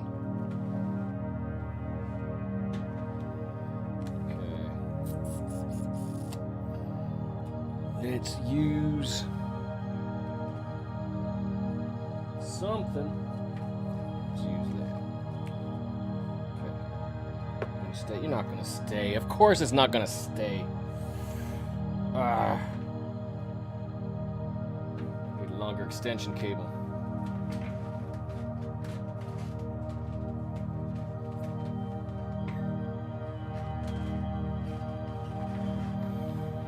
Okay. There we go. Stay. Okay. I'm going to get those things in place.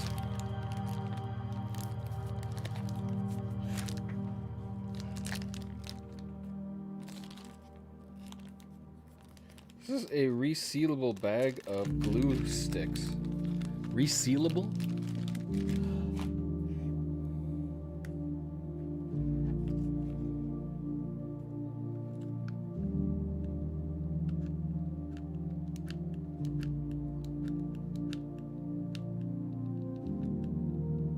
Okay. That should heat up. So, you get these little magnets in place, and then your little leaflets.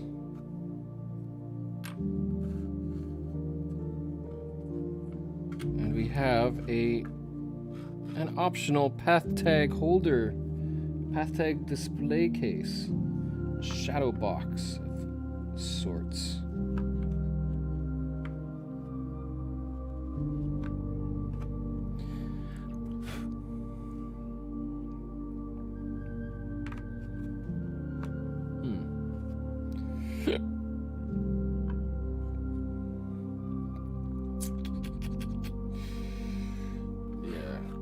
Let's get these things off. Gotta clear out the box first.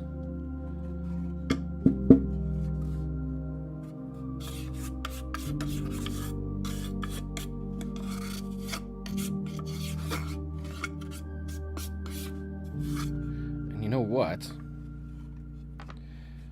This is another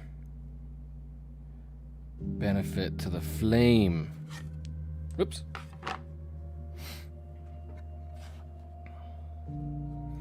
Give it a little more visual flair.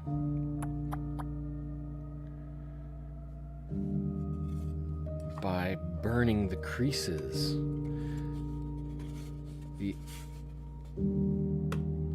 A certain type of look.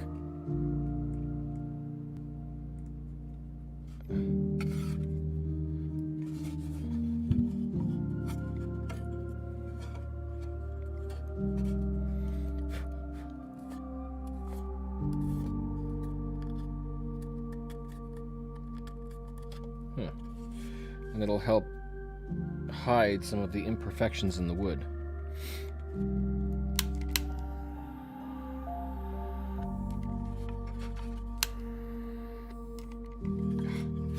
Flames, stay going.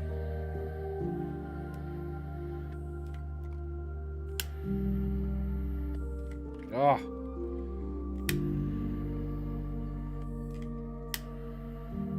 Ah. Sometimes it does this.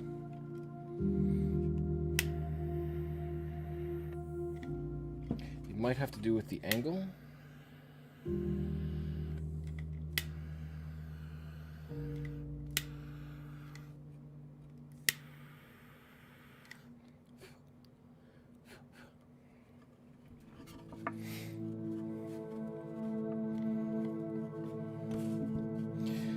It's hard to do it right side up. I need to flip it over a little bit to try to get some of the gradient going.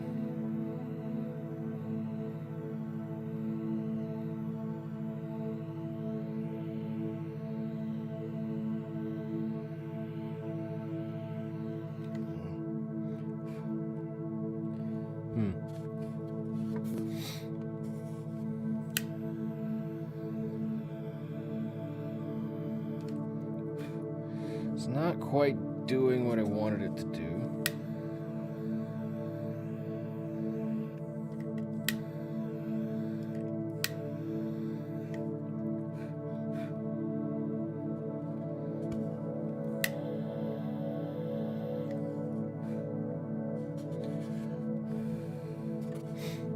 I'd have to do some creative sanding. The last time I did this, it was actually not too bad. This one's looking very rough. We'll see. We'll see.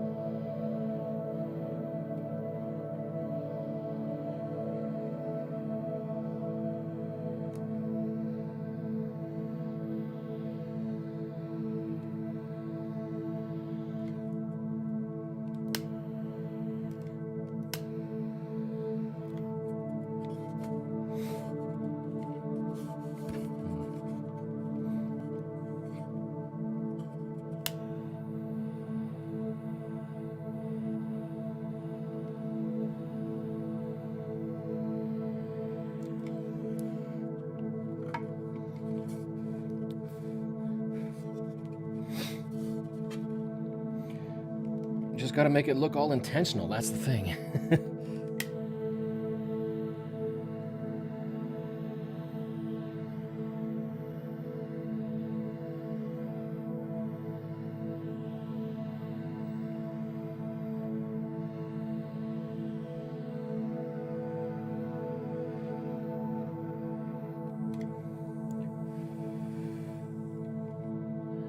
There's something about painting with flames that's just, oh, it's so nice.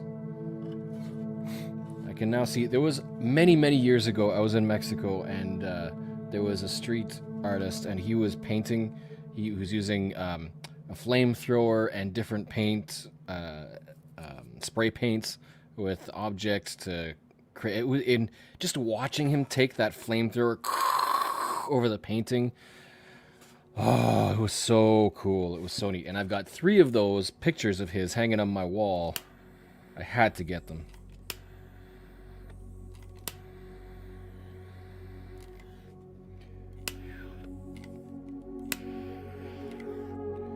That burnt look.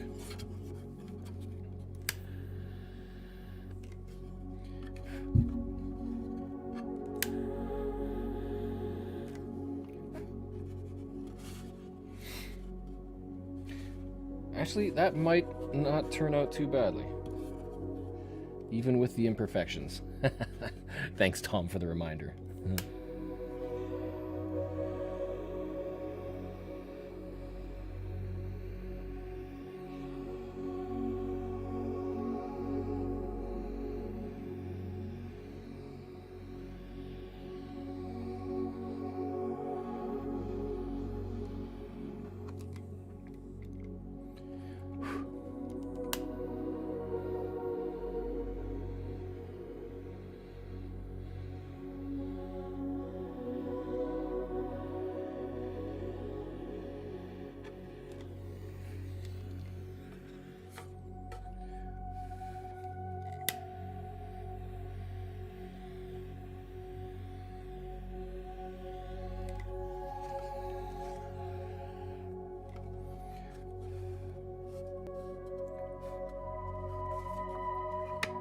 See, that adds a little bit of a nice little edginess.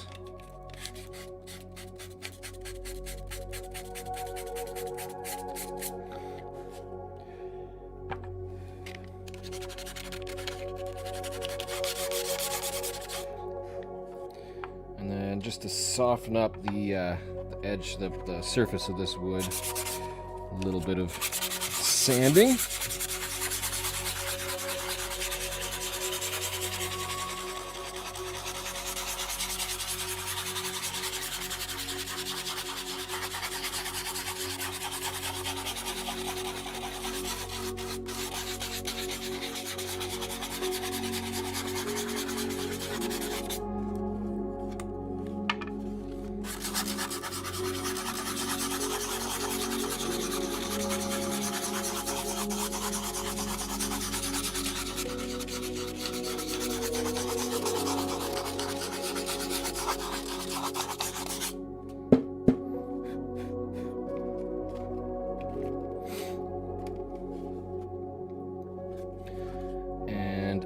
did want to get a burnt edge look on, do I want the outside or the inside? Let's see. So if this is sitting inside,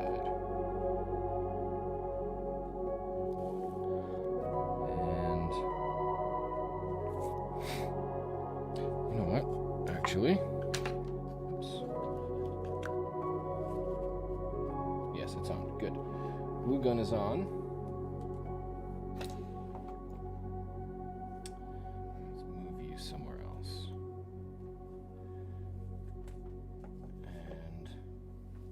And yes. Just round off the corners a little bit. That's what I want to do.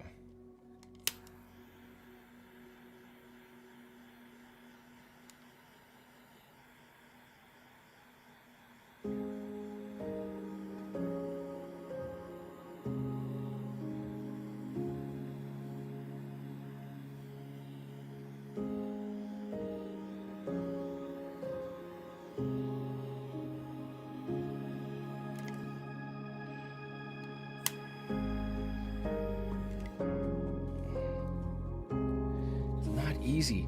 Smooth grading with a flame is tough.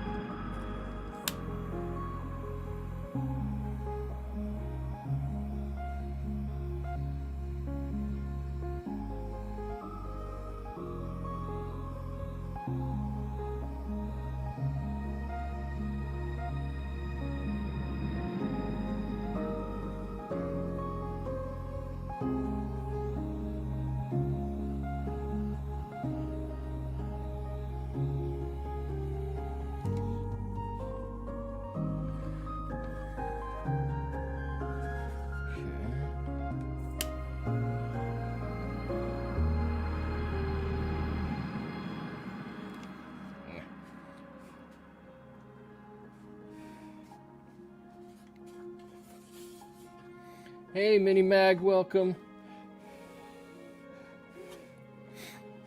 I'm just trying to fix up the corners a little bit of the frame so it can look pretty neat.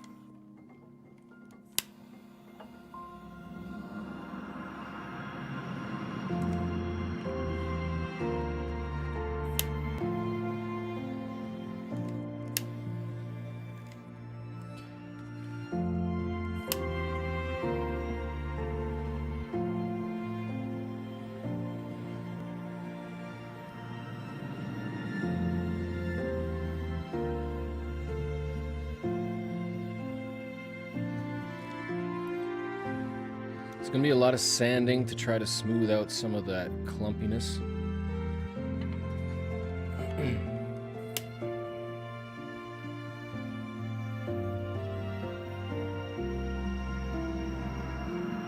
And I think I might even extend into the edges of this. Oh, it does kind of give a little bit of a cloudy. Yeah, no, I want this to be over top of the dark, so I'm gonna widen up the vignette a little bit.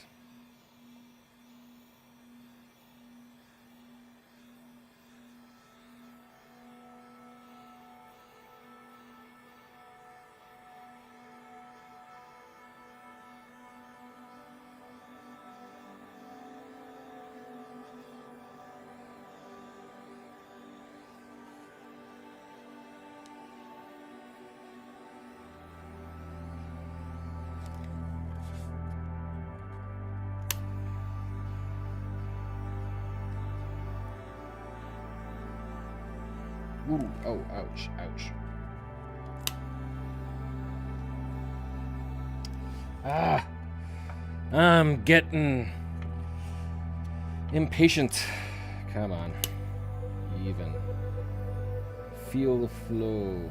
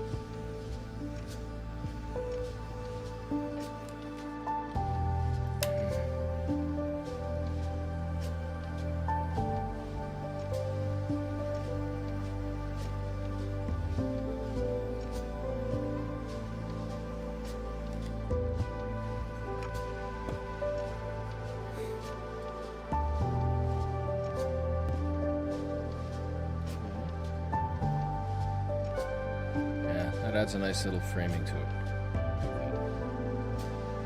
And then when these little bad boys show up,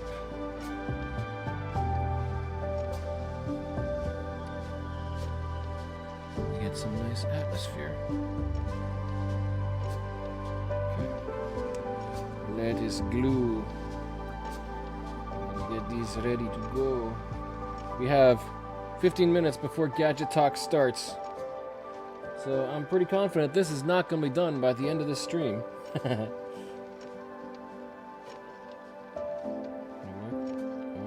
there we go. Good. I have a glue gun, but it doesn't want to work right now, and it stopped working a while back. So I had to pick up a new one, just for this. Okay. Oops. Get off, don't, come on, hurry up. There we go. 1. And 2. Okay. You're on there. Good. Because this magnet is just strong enough to hold a path tag. Which means you can either leave these guys artistically or however you like on the board. Well, not however you like, however they're glued on the board. Or you can use it as a path tag display. I liked it because, I like the idea just because it helps give it a little more depth on the outside. It pops up some of the decor. Oh, maybe I can get this glued on as well. I think this will be easier.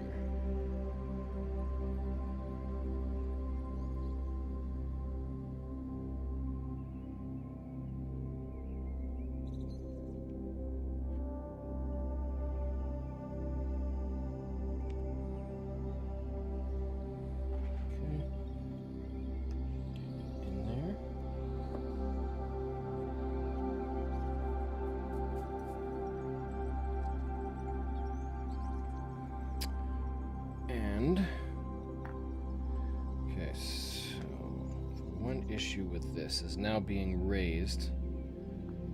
It's just a tad higher than the leaf.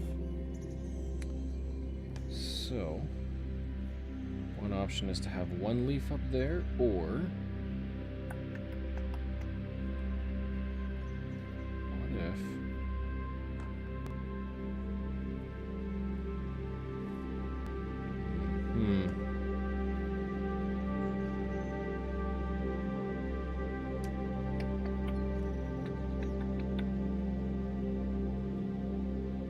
if that's just not on there?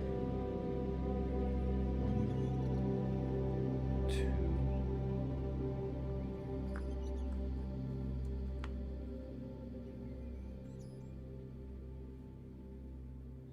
magnets like each other. And, well, let's line them up. Because you guys all need some glue. The good kind, not the addictive kind.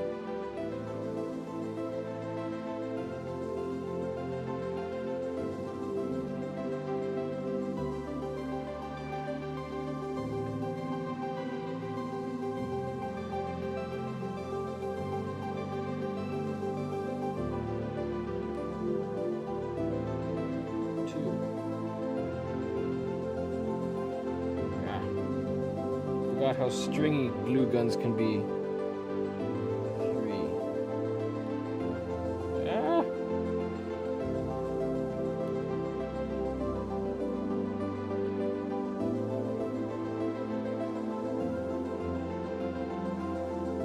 4.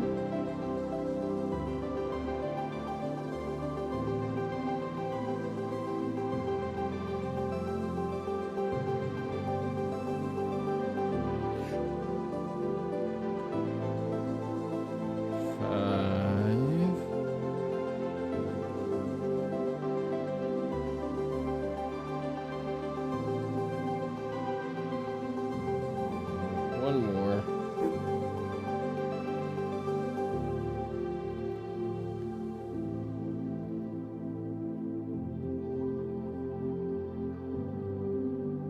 6. Okay. Got glue strings everywhere. Woo. Get off, get off.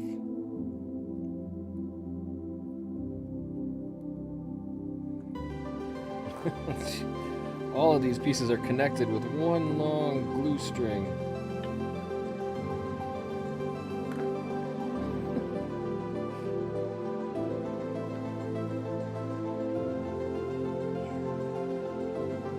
See, and there was, maybe it's hereditary. My mother was really into crafts. She liked to make things.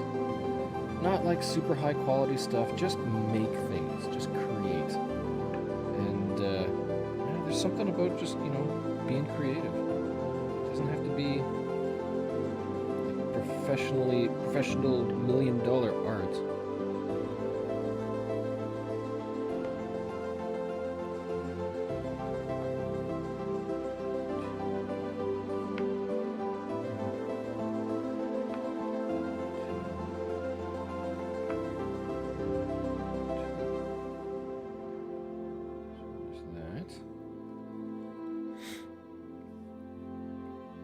And yeah, you could put path tags on those. Now,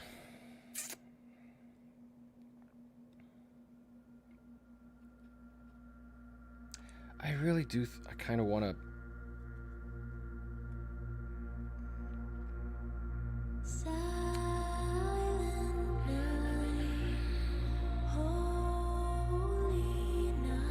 just not satisfied with that podcast of.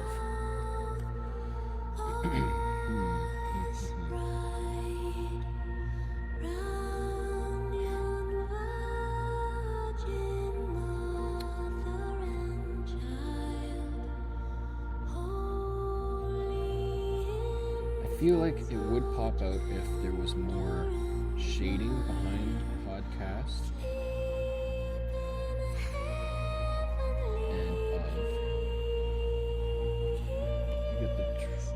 Engraver again and see if I can clear off some of the darkness on of.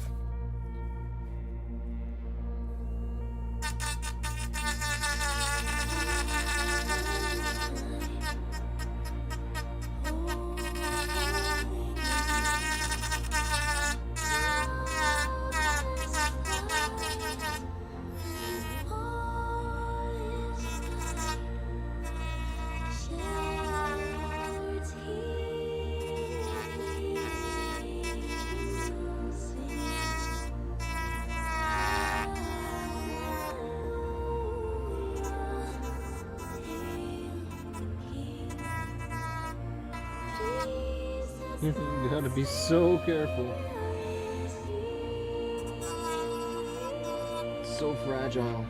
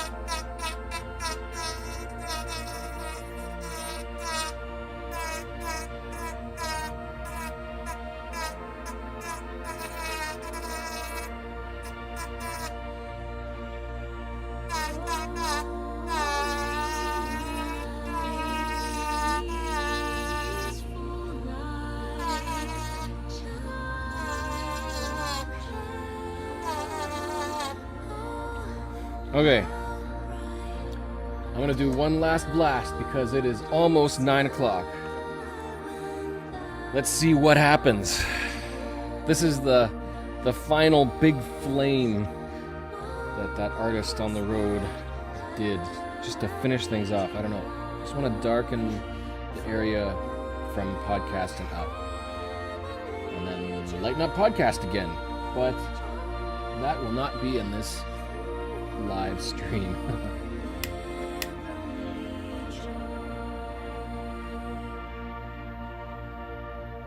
We'll brown things up a little bit.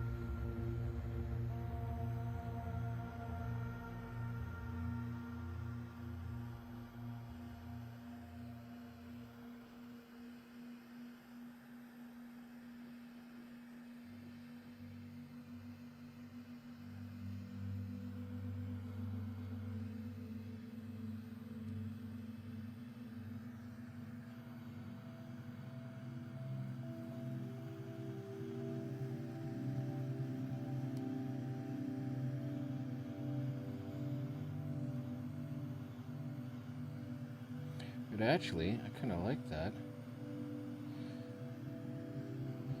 It darkens up the edges of the border, which is neat.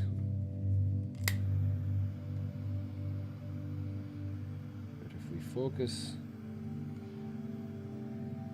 around the flow of the happy balls,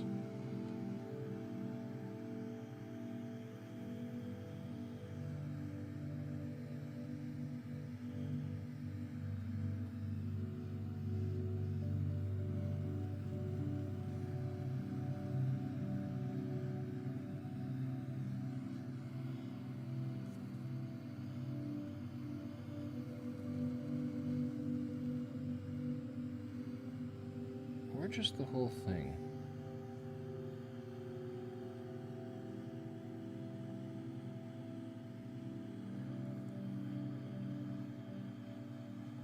Because that also would highlight the texture in the background, but keep the darks dark and the lights light.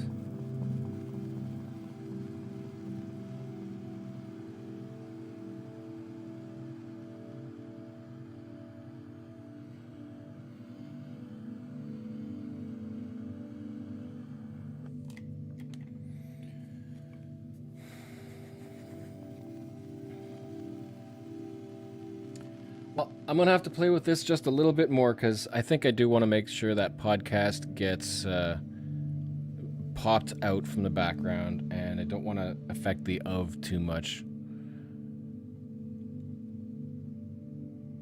Because I don't want of to match hope, and I don't... Maybe podcast... I don't know. Well, I'll figure something out. But, yeah, that and this together with a little bit more burning around the border for some style, and I will post updates as this thing gets completed. I didn't think that it would be completed on this particular live stream, but I probably won't do another live stream. I'll just post updates, photos, and you'll see the final product before it gets sent out to the winner, who won that, and the Excellent Geocaching Adventures t-shirt, which I'm giving away. So if you're in chat, thank you for chatting and being here. Tom says it's looking really good. Thanks. I really hope that it turns out nicely. I do have that white, so I can add some highlights and stuff, but it's a lot of work. So thank you again for donating to Podcast of Hope and for watching, subscribing, hit the like button as well. I don't know if I'm going to leave this up because it's a long live stream and who's going to watch the whole thing. Who knows? I might just take it and cut it down into little bits, and I don't know. I'm talking now. So I will see you around. See you in the next video coming soon. Head over to Gadget Talk on the Geocache Talk network and enjoy hanging out with that gang next in 0 minutes. Happy caching. Excellent adventuring.